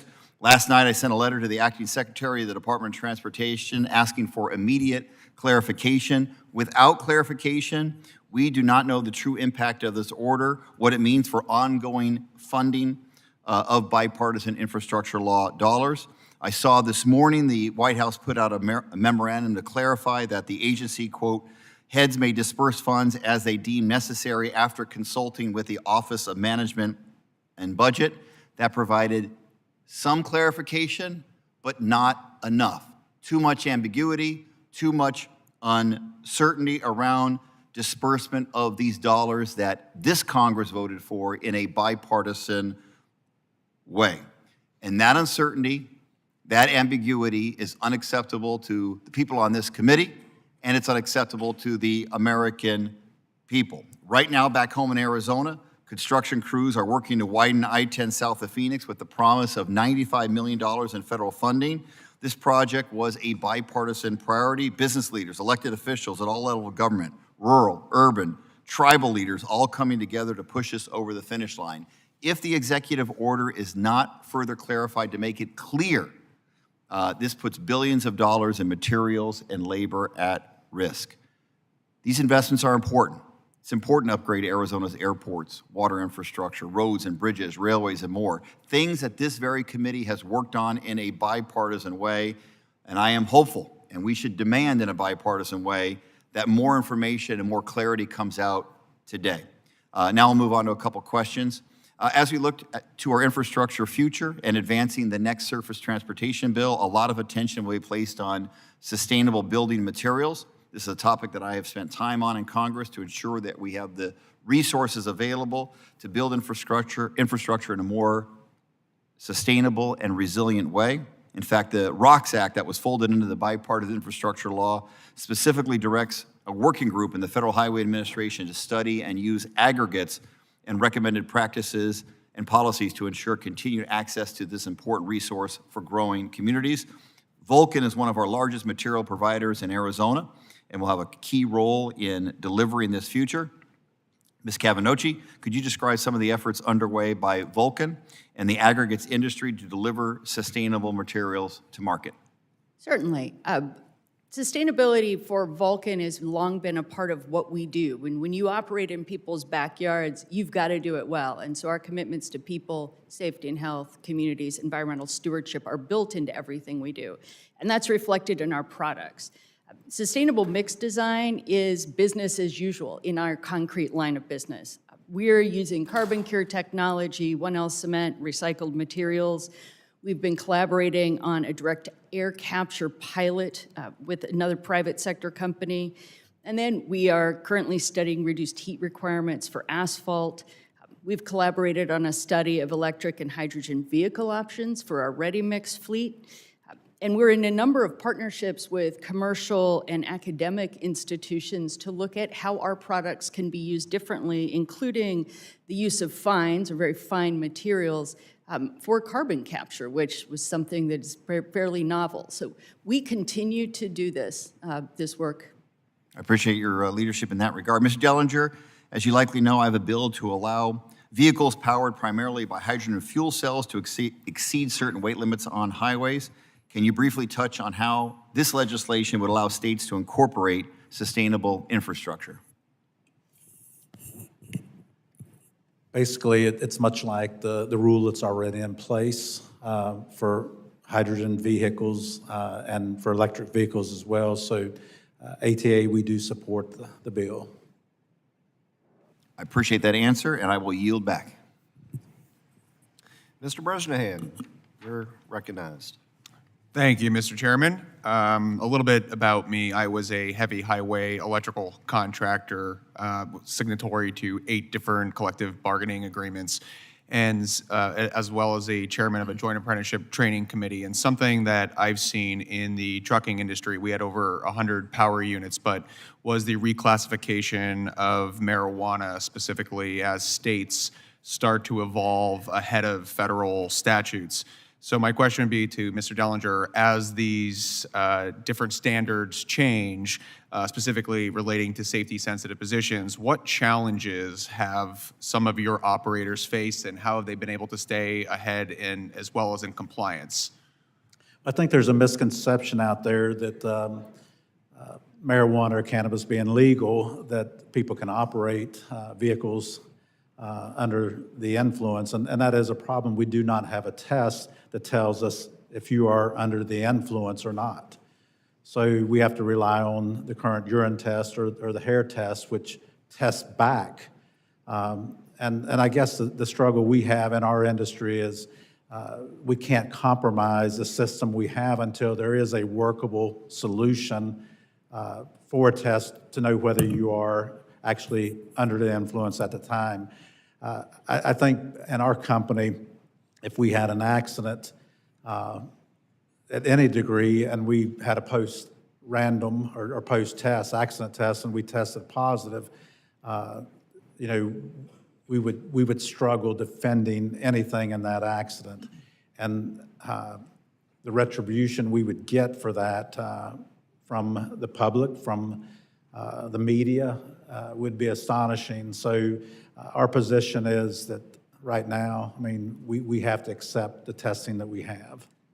Is there anything specifically that Congress can do or advocate for to detect that immediate level of impairment with the half-lives of marijuana remaining inside of systems? I mean, I agree with your sentiments. There's not an immediate detection device to say, yes, this person is under the influence or not under the influence. But is there anything specifically Congress can work on that would add some clarity to the processes?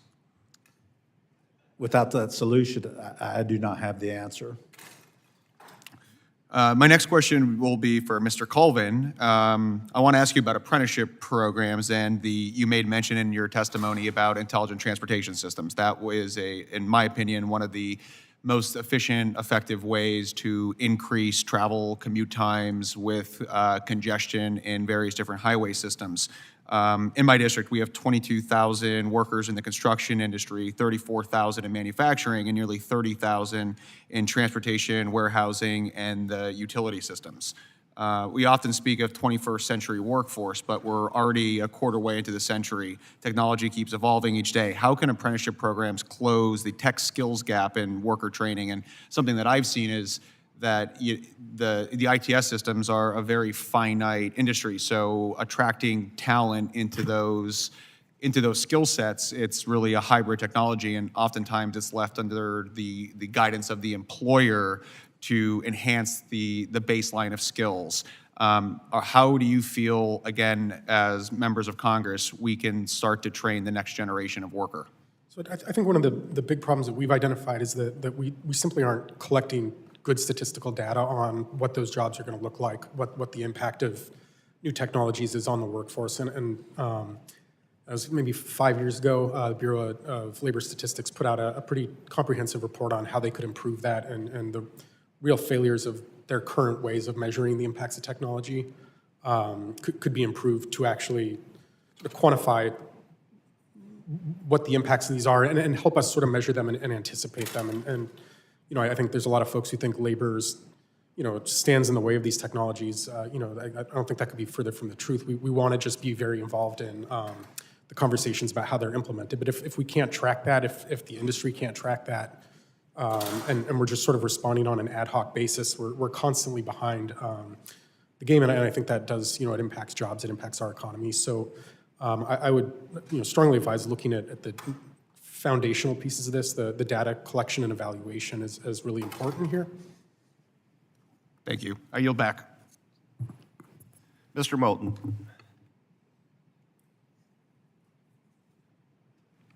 Thank you very much, Mr. Chairman. In 2022, over 25,000 people died while using passenger vehicles. 7 died riding passenger trains. Generally, passengers are 18 times more likely to die in a passenger vehicle accident compared to a train. Mr. Colvin, how would moving passengers and freight from highways to rail improve safety conditions and efficiency for all transportation users? I think whether rail or transit, those are incredibly safe modes of transportation. I think transit, in particular, mile for mile is probably the safest form of transportation in this country. So, expanding those services is going to have a positive impact on safety. It's simply a question of us making sure that we're making those investments in increased rail, passenger rail, and increased transit services. We've heard a lot of people talk about highway congestion and widening highways and whatnot across the country. Mr. Dellinger, about how many trucks does the average intermodal train take off a highway? Would you repeat that? I'm sorry. About how many trucks does one intermodal train take off the highway? I do not have the answer to that. About 173. Thank you. 173 for one train. That's a lot of efficiency. Now, the railroads actually have good partnerships with some of the trucking companies. J.B. Hunt was one of the first. I do a lot of partnerships with shipping companies like UPS. FedEx is a bit behind on this, but they're catching up. When we think about our overall transportation system, and we think about the congestion that so many motorists face on the highways today, you know, there's this option that we don't often consider, which is that if we just got a bunch of long-haul trucks onto trains, sometimes in great partnerships with trucking companies, we'd have a lot less traffic for the trucks that need to be on the highway, not to mention all the people trying to get safely to their destination. What can we do to work on this in a more cooperative, comprehensive fashion? And you're correct, there are a lot of carriers, a lot of the large ones, and J.B. Hunt is a big one that does that, and use intermodal, but I think the intermodal capacity is limited as well. And then you have the expectations of the consumer. Intermodal traffic is not as quick as truck traffic is. Well, and yet and our consumers have expectations that. All right. Well, you keep UPS, if they promise you 3-day service, like, they got to get it there in 3 days. UPS is the single biggest intermodal customer in the United States. They figured out how to do it. Seems like they've got decent reliability. Do you ever get a package by UPS, Mr. Dellinger? Yes, I do. Yeah, and they often come on Receiving one today. Right? All right, well, there you go. I don't know if that particular one was on a train or not, but in the course of this hearing over the last few hours, I know we've heard a lot from people about widening highways. How many of my colleagues have brought up expanding intermodal service as an alternative to getting traffic down or reducing congestion on our nation's interstates? I have not heard that today. Not heard it once, Mr. Chairman. Mr. Chairman's not paying attention, but not heard it once. That just shows that we're really not thinking comprehensively about transportation in this country. But I'm delighted to hear on this panel there are, people like yourself who actually want to talk about this, because every other country in the world thinks about transportation holistically. We don't just have an airline policy or a highway policy. We think about how to solve transportation problems. Virginia has tackled a lot of congestion on I-95 by investing in the CSX right away, entirely paid for by the private sector until now. And that's getting a lot of trucks off the highway, which is making the highway more efficient for the trucks that need to be there, for the motorists, and it also increases safety a lot as well. Speed limiters are one way to improve safety, and I'm pleased that the ATA supports 70-mile-per-hour speed limit. How would limiting truck speeds increase road safety for all users? ATA has had a policy, and actually the speed limit is 65. I'm sorry, 65. Well, it's actually 65 with enhanced, if you have AEB, some of the enhanced safety features that up to 70 miles an hour. So basically as a company, I actually joined a company in 1986. Our speed limit was actually 65 miles an hour, and we've stuck by that even, when we had people that told us that we could get more drivers if we raised the speed limit, but we think it is a safety factor. Well, thank you for your leadership. Definitely. I'm out of time, but Mr. Chairman, I yield back. Thank you. Mr. Shreve, you're recognized. Thank you, Mr. Chairman, and I appreciate our witnesses sharing their expertise with us today. I'm a new member, and this is for those of us that come into this body and on a large committee, subcommittee like this, an extraordinary experience to kind of parachute in and out on these hearings. But I had the opportunity to listen to your what you shared with so many earlier, and so many great questions were taken.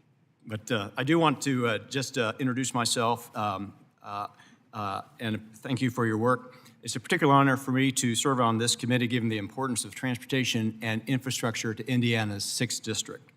The Crossroads of America is our state's official motto. It was on my Cub Scout and Boy Scout badge when I was a kid. And it's no more than a motto. It's central to our Hoosier identity and central to an economy that is increasingly distribution-based. Indiana's highways support hundreds of billions of dollars of commerce. Freight trucks traverse my district 24/7 across 29,000 lane miles that are supported by NDOT. My district, the 6th District, encompasses portions of the I-465 Beltway and Interstates 65, I-69, I-70, I-74. Significantly, across my district, we are early on in the throes of a crucial renewal project of I-70 from the Marion County, the Indianapolis line, over to the Ohio State border. That's my district. And we're going to, with that, add some desperately needed travel lanes. And as you cross from Ohio into my state, my district, I'm not proud of where we are today from the standpoint of our road condition. But with the work that we're setting upon in today and this bill, I know we can make some headway. Ms. Kavanaugh, you may be best prepared to answer this question I have with regard to the design and engineering of a highway rebuild as we go into an era where the electrification in the fullness of time of at least some of the rolling stock, the heavy freight traffic, is coming at us. Can you speak generally, very generally, as to the differential in the roadbed engineering for our interstate highways to support over the next few decades the electrified tractor-trailer traffic that will traverse our highway system? That is to say, more generally, will we be looking at a significant do-over right now as we're preparing to design and spend to rebuild a significant slice of I-70 across the district that I now represent? Thank you for that question. Unfortunately, if I attempted to answer that, the engineers I worked with would get me fired because there's no way I can give you probably the best or right answer on that. I can tell you that moving to electrification, as we know as an aggregates company, requires a lot of different infrastructure. It requires the ability to recharge our vehicles, but I would love to get you a better answer from some qualified engineers who can answer that question. Well, we know, of course, that EVs are heavier. I don't know as a percentage in terms of gross axle weight relative to the amount of freight that an electrified tractor trailer may be able to carry, how much heavier as a percentage.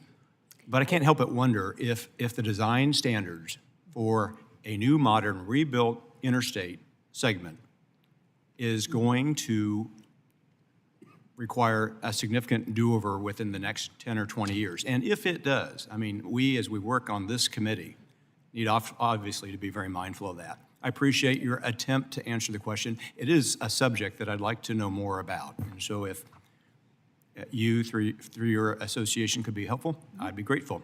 Mr. Chairman, I yield back. Ms. Titus, you're recognized. Thank you, Mr. Chairman.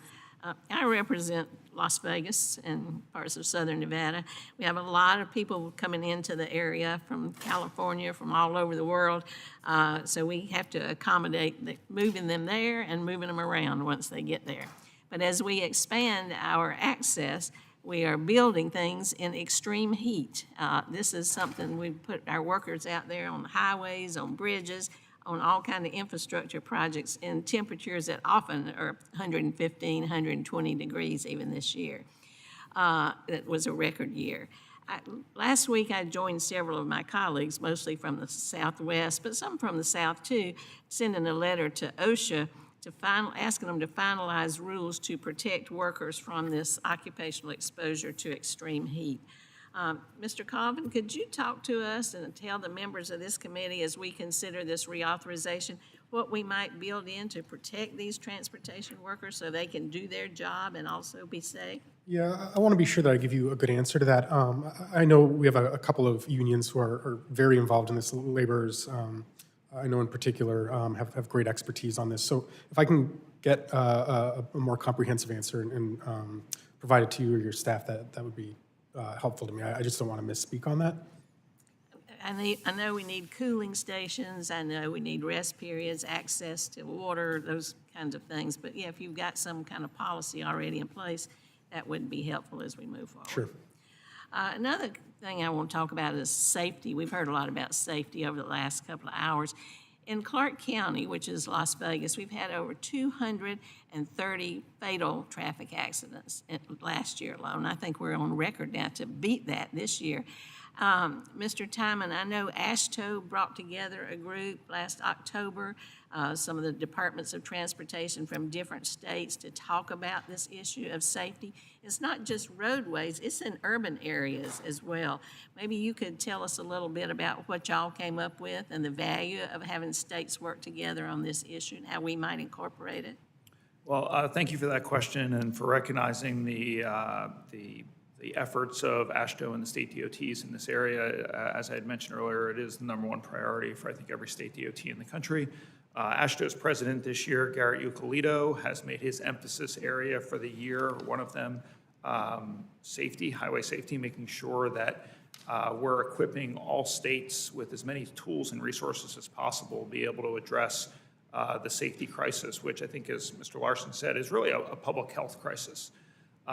So we gathered in Houston this year for our second annual Safety Summit, where we convened state DOT experts across all disciplines, both on the infrastructure, design and maintenance side, all the way to the behavioral safety side, to be able to come together and identify what different states are doing to be able to drive that number down from the number of fatalities that we're seeing on our nation's highways.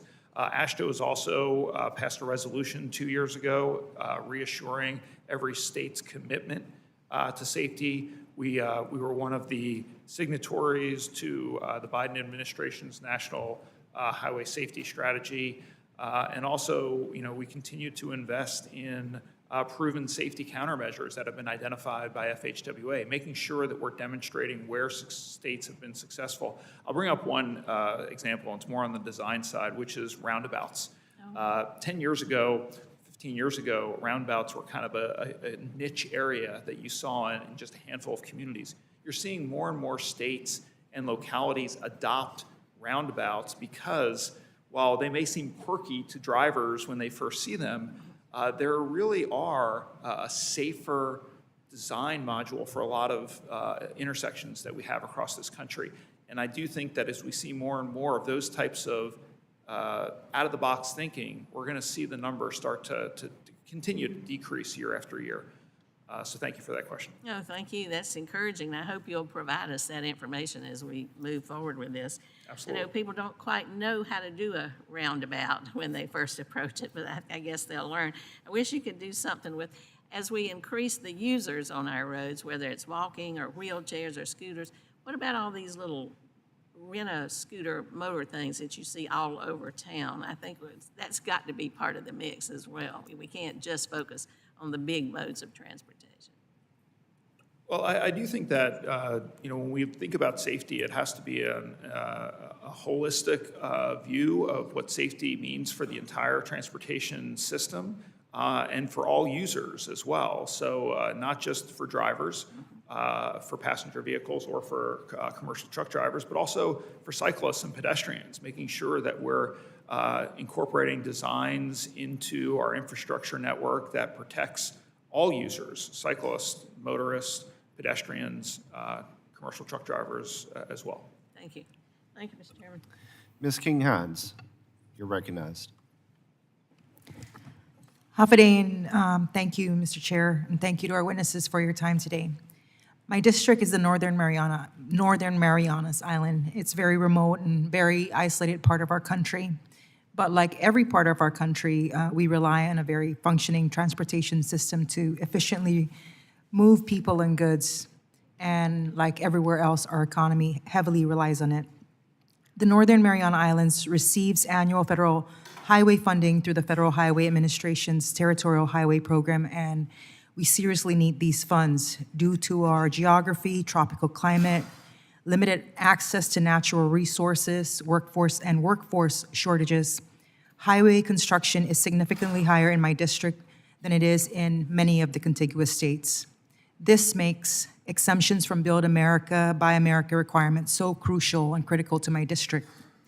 The Marianas shares about $46 million with 3 other territories, American Samoa, Guam, and the U.S. Virgin Islands. The IIJA has increased program funding annually, and the Territorial Highway Program is scheduled to be authorized over $49 million in FY26, and we receive about 10% of that distribution of funds, which equates to about $4.9 million. However, Mr. Chairman, through some administrative formula set in 1992, the Marianas and American Samoa, as I said, only receives 10% of this funding. No matter how you slice it, population, highway miles, and landmass, we should be receiving a little bit more. We're not asking for more, actually, just enough to be able to actually address our particular needs. So as this committee looks to reauthorize surface transportation program, I ask that we take a serious look at the territorial highway program allocations and require federal highways to use a rational criteria that actually allows each of the insular areas to address its unique and particularized transportation issues. This question is specific to Ms. Kavanaughke because you've spoken about BABA, right? How could we further balance the need to buy America, build America with remote and rural communities' ability to access supply for construction materials? How do we improve that policy? I'm not sure I'm equipped to address outside of the construction materials industry, and that's aggregates, asphalt binders, cement, cementitious materials. Because again, I think what this committee and others in Congress understood was we have geological and geographic limitations. And once you look at that and how you have to get materials where they need to go, it starts making more sense. What I don't know, and I think would be a very interesting question, is how does that apply to other materials and other goods across the board? I'd be happy to work with my association and others to look into that for you. Yeah, I think I was looking for you to expound just in the construction industry in general, right? But we can have that conversation offline. Would love to do that. Thank you, ma'am. Thank you. I appreciate your time. I yield my time, Mr. Chairman. Mr. Deschanel. Thank you, Mr. Chairman. I want to thank the witnesses and the committee. It's an exciting moment. This is the biggest investment, the bipartisan infrastructure law since the Eisenhower administration, where he advocated for good-paying union jobs, a Republican president who once said, only a fool would get in the way of an American worker being able to organize. So different time. But I think in the context of what we look at this investment, we can't look at this as just the increase in 1 year's budget. This is 70 years of trying to reinvest. The civil engineers put out their annual report every year. I've been reading it for a long time. They put us at the bottom of developed countries because of our investment in repair. We haven't indexed our gas tax for inflation at a federal level. In California, where I'm from, we actually had the voters approve an increase, and they improved it overwhelmingly because they knew it was a good investment.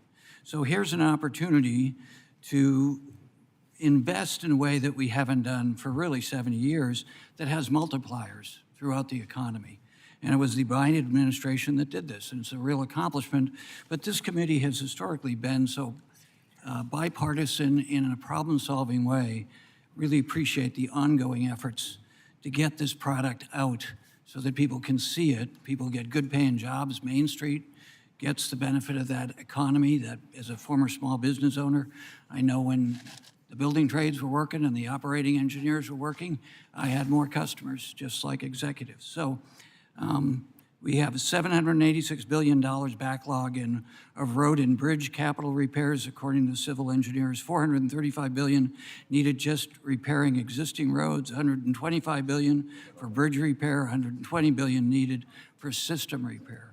Now, in all this context, the area I represent in the San Francisco Bay Area, as the economy's grown, as Silicon Valley grew, we moved away from the coast, and as the American economy shifted to more of a Pacific Rim bi-coastal economy, the Port of Oakland, Mr. Dellinger, and I have a question for you and Mr. Colvin, in the 680 corridor, which is out the third tier of interstate highways in the Bay Area, in my district, we have a grant that's now being held up because we're trying to figure out what the consequences of the executive action have been on this grant.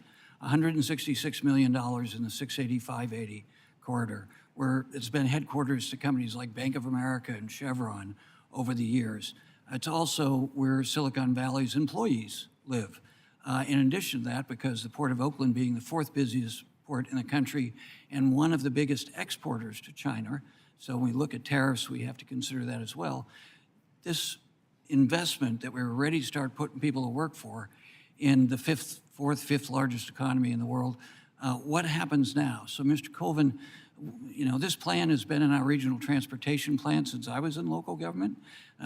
Every 2 years, we review it. There's an urgency for it, just like the civil engineers say nationally, and now it's being held up. But what does that do to our workforce? Union and non-union, these are all good-paying union jobs, but it goes to Main Street, too. What does that do when we're in this uncertainty, where we're ready to start doing contracts and get our environmental review done? What's the consequences for American workers when we have these kind of cases?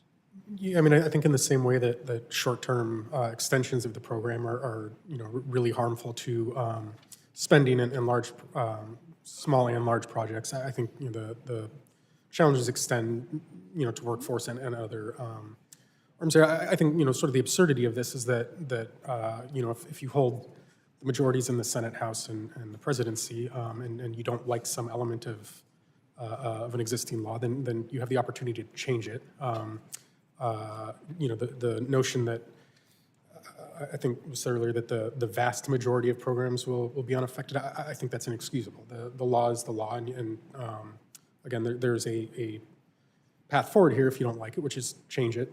But these disruptions are arbitrary, and they just hurt this country, that's all.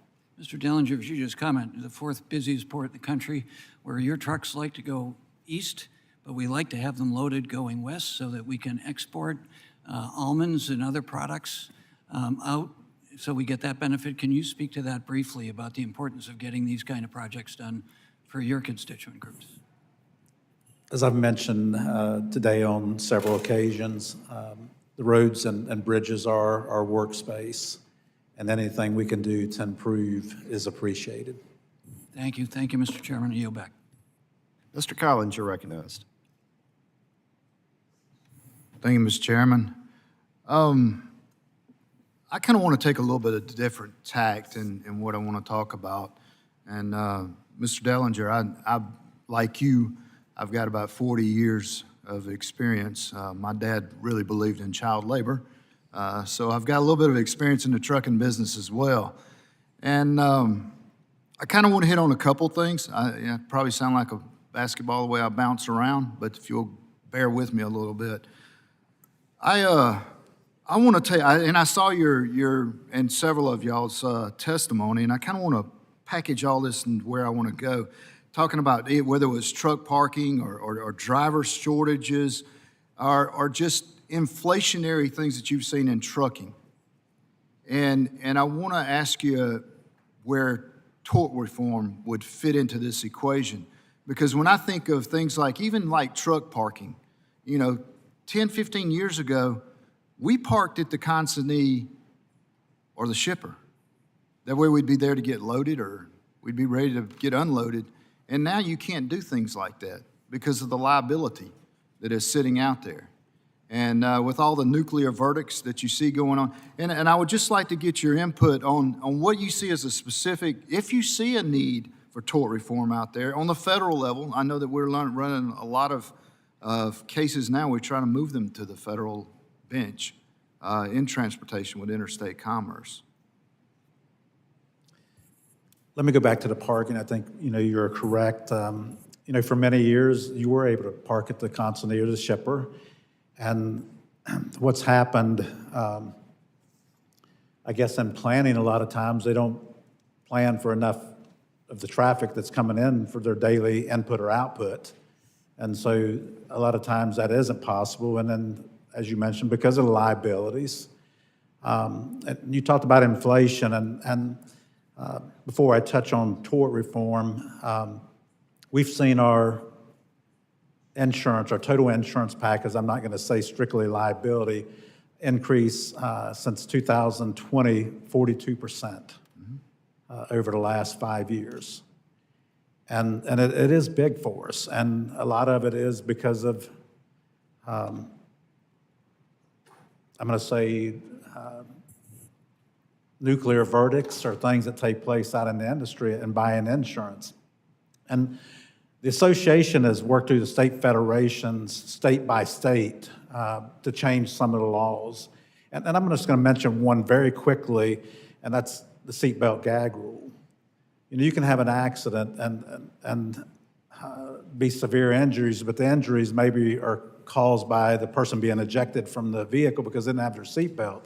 But that's not admissible in court in the state of North Carolina. Or anywhere. There's a few states that it has been changed, but for the most part. But touching on the tort reform, I guess there's three things from a federal level, and that's making it a crime to stage accidents, putting an end to third-party financing. And if you don't know what third-party financing, I would challenge you to go to YouTube and look at a few years back, 60 Minutes did a episode on third-party financing. But what they do is they tell you it's a lot better investment than in the stock market, the returns. But the final being to move claims to the federal court. When I say claims, accidents, and maybe it's a certain dollar, whether it's a $750 million claim or $750,000 claim, which is the minimum insurance, or if it's $1 million. I know this would maybe tax the federal courts, but we need some type of protection in our industry from these runaway claims. Yeah, no, and I agree, and I appreciate your response. And I want to tie that over to Mr. Chairman, to Mr. Timon, and I know you were talking about increases of 20 to 30% for every year that you don't get a project started or finished. And I know for a fact, road building contractors out there, they pad their bids by 30% just for the permitting lawsuits from the environmentalists that are going to come with any project. It doesn't matter what it is. And I would venture to say that that's probably a lot of the reason that you see a lot of times these projects are being delayed. Well, I do think that there are projects in every state that are delayed by lawsuits associated with the NEPA process or other federal resource laws. And you're absolutely right. Every year that a project is delayed, whether it's because of that or other reasons, the cost of that project is going to go up. And certainly for the last 4 or 5 years, we've seen those percentage increases, year-to-year increase due to the impact of inflation. Right, right. Mr. Chairman, I know I'm running over on time, but I just wanted to add in there, not only do we pay around $14,000, $15,000 federal excise tax on trucks, but we pay it on every tire we purchase. We have taxes when we buy our tags. We have sales tax in every state that we have, and that's federal and state. So trucking is very well taxed. We've got 5 minutes into a roll call vote on the floor, so I want to try to get our last two questions in real quick. Mr. Garcia, you're recognized. Thank you, Chairman. And I'll be brief. I know votes just got called. Obviously, I just want to say thanks to our witnesses. I was the mayor of Long Beach for 8 years, right before I got to Congress. We have a port. It's a city department.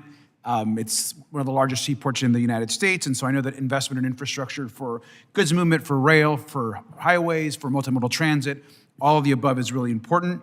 As we all know, a huge chunk of America's goods, 25% of them come through Long Beach and Los Angeles to the rest of the country. Investments like the infrastructure, the bipartisan infrastructure law were so important to our port, to Long Beach, to the region, and to all the jobs that are happening, not just at home, but across the country, thanks to investments in ports and the supply chain. Wanted to just add really quick, I know two things. Mr. Dellinger, I was really grateful that you had brought up congestion briefly in your subcommittee. And I just want to just let you know also that I think it's important that as we're looking at highways, that we're also looking at other ways that we can also take on congestion. Modernization of highways, rail, other types of multimodal transit, investments in sustainability. These are also ways to address our congestion issues. So I just wanted to mention that. And then also, just a shout out, of course, Vulcan is in Long Beach, really important for us at the Port of Long Beach. Thank you for that. And Ms. Kavanaughey, I just wanted to also just briefly, if you can just say how important the infrastructure investment has been to Vulcan and to the Port of Long Beach as I close my remarks. For us, it allows us to move material in and then get it to infrastructure projects, public, private, residential, non-residential, across California. That efficient movement and having that pathway is essential for us to be able to distribute those materials. Thank you. And in closing, Port of Long Beach received $280 million plus recently as part of the Port Investment Mega Grant. That's going to allow us to do a lot of on-dock rail programs and get, as you know, goods across the country faster. So thank you very much to our witnesses and to the chairman. Mr. Kiley. Good afternoon, Mr. Dellinger. As you know all too well, California has imposed a number of nonsensical policies and regulations on trucking that have wreaked havoc on the industry and on commerce. Some of those are already being pulled back now with the change of federal administrations. But could you just itemize a few of those that are still standing that perhaps could be pulled back by rescinding waivers? I think it's important that the administration looks at the greenhouse gas 3, reopen that and look at those items. And I mentioned earlier today that basically CARB has been mandating things, and there's been a patchwork of other states that have been involved as well with CARB. But we operate in all 48 states, and basically we need the federal government to step forward and take control of our destiny. Thank you. And you've also testified about how a lot of truckers are independent owner-operators who provide a vital part of our workforce and are a great example of the American dream, but how that model has come under siege both in California and nationally. Could you just talk through some of the ways that we might be able to push back on what's happening in order to preserve the independent contractor model? Well, it's a very important model for our industry. It's been around for 90 years, and it allows people to own their own equipment. Basically what they do is they lease to companies, and basically that model is being challenged, that they're an employee and not a owner-operator, so to speak. So basically we need protection from a federal standpoint. You know, we don't need, again, a patchwork of states that are telling us what needs to take place from that standpoint. And if you look at a lot of the companies that exist today, that's how they started. One truck begat 2, begat 10, so. Thank you very much. We'll be working on both things, reining in CARB as well as protecting independent contractors. And then finally, Mr. Timon, I think the original witness from your association was from Georgia, and I was going to ask him about Waymo's expansion into Atlanta. But perhaps you could address the question sort of more generally in terms of how the likelihood that that autonomous vehicles will become more prevalent has affected your planning and the issues that we've discussed today. You are right. Commissioner McMurray, who regrets that he is not able to be here because of the winter storm that the southern part of the United States is experiencing. I would say is that the state DOTs across the country are preparing for the growth of autonomous vehicles and connected vehicles within the transportation system as a whole. We're seeing more and more of that in certain urban areas with Waymo expanding operations in certain areas and other companies as well. But I would say just as importantly is just the inclusion of technology as a whole in what we do from a transportation network. It's not just autonomous vehicles or connected vehicles, but how we're incorporating technology into how we operate our nation's transportation system. Because rather than first looking at expanding capacity within our nation's highway infrastructure, state DOTs are looking at how to better operate the existing system using technology, and we're seeing more and more technology being incorporated into what state DOTs and localities are doing with their transportation network because it's a good use of the money and certainly is cheaper than, say, adding additional lanes. That might be a solution in certain areas, but we're certainly also looking at how we can better leverage technology to better utilize the existing capacity within our highway network. Thanks. I think that's a very important point. I yield back. Gentleman yields back. Seeing no other questions from any other member of the committee, this concludes our hearing for today. I want to thank each of our witnesses for your great testimony and for your answers to the many questions that have been presented. I think this is very, very helpful to have for the record as we embark on reauthorizing surface transportation. So thank you again. With that, the subcommittee stands in adjournment.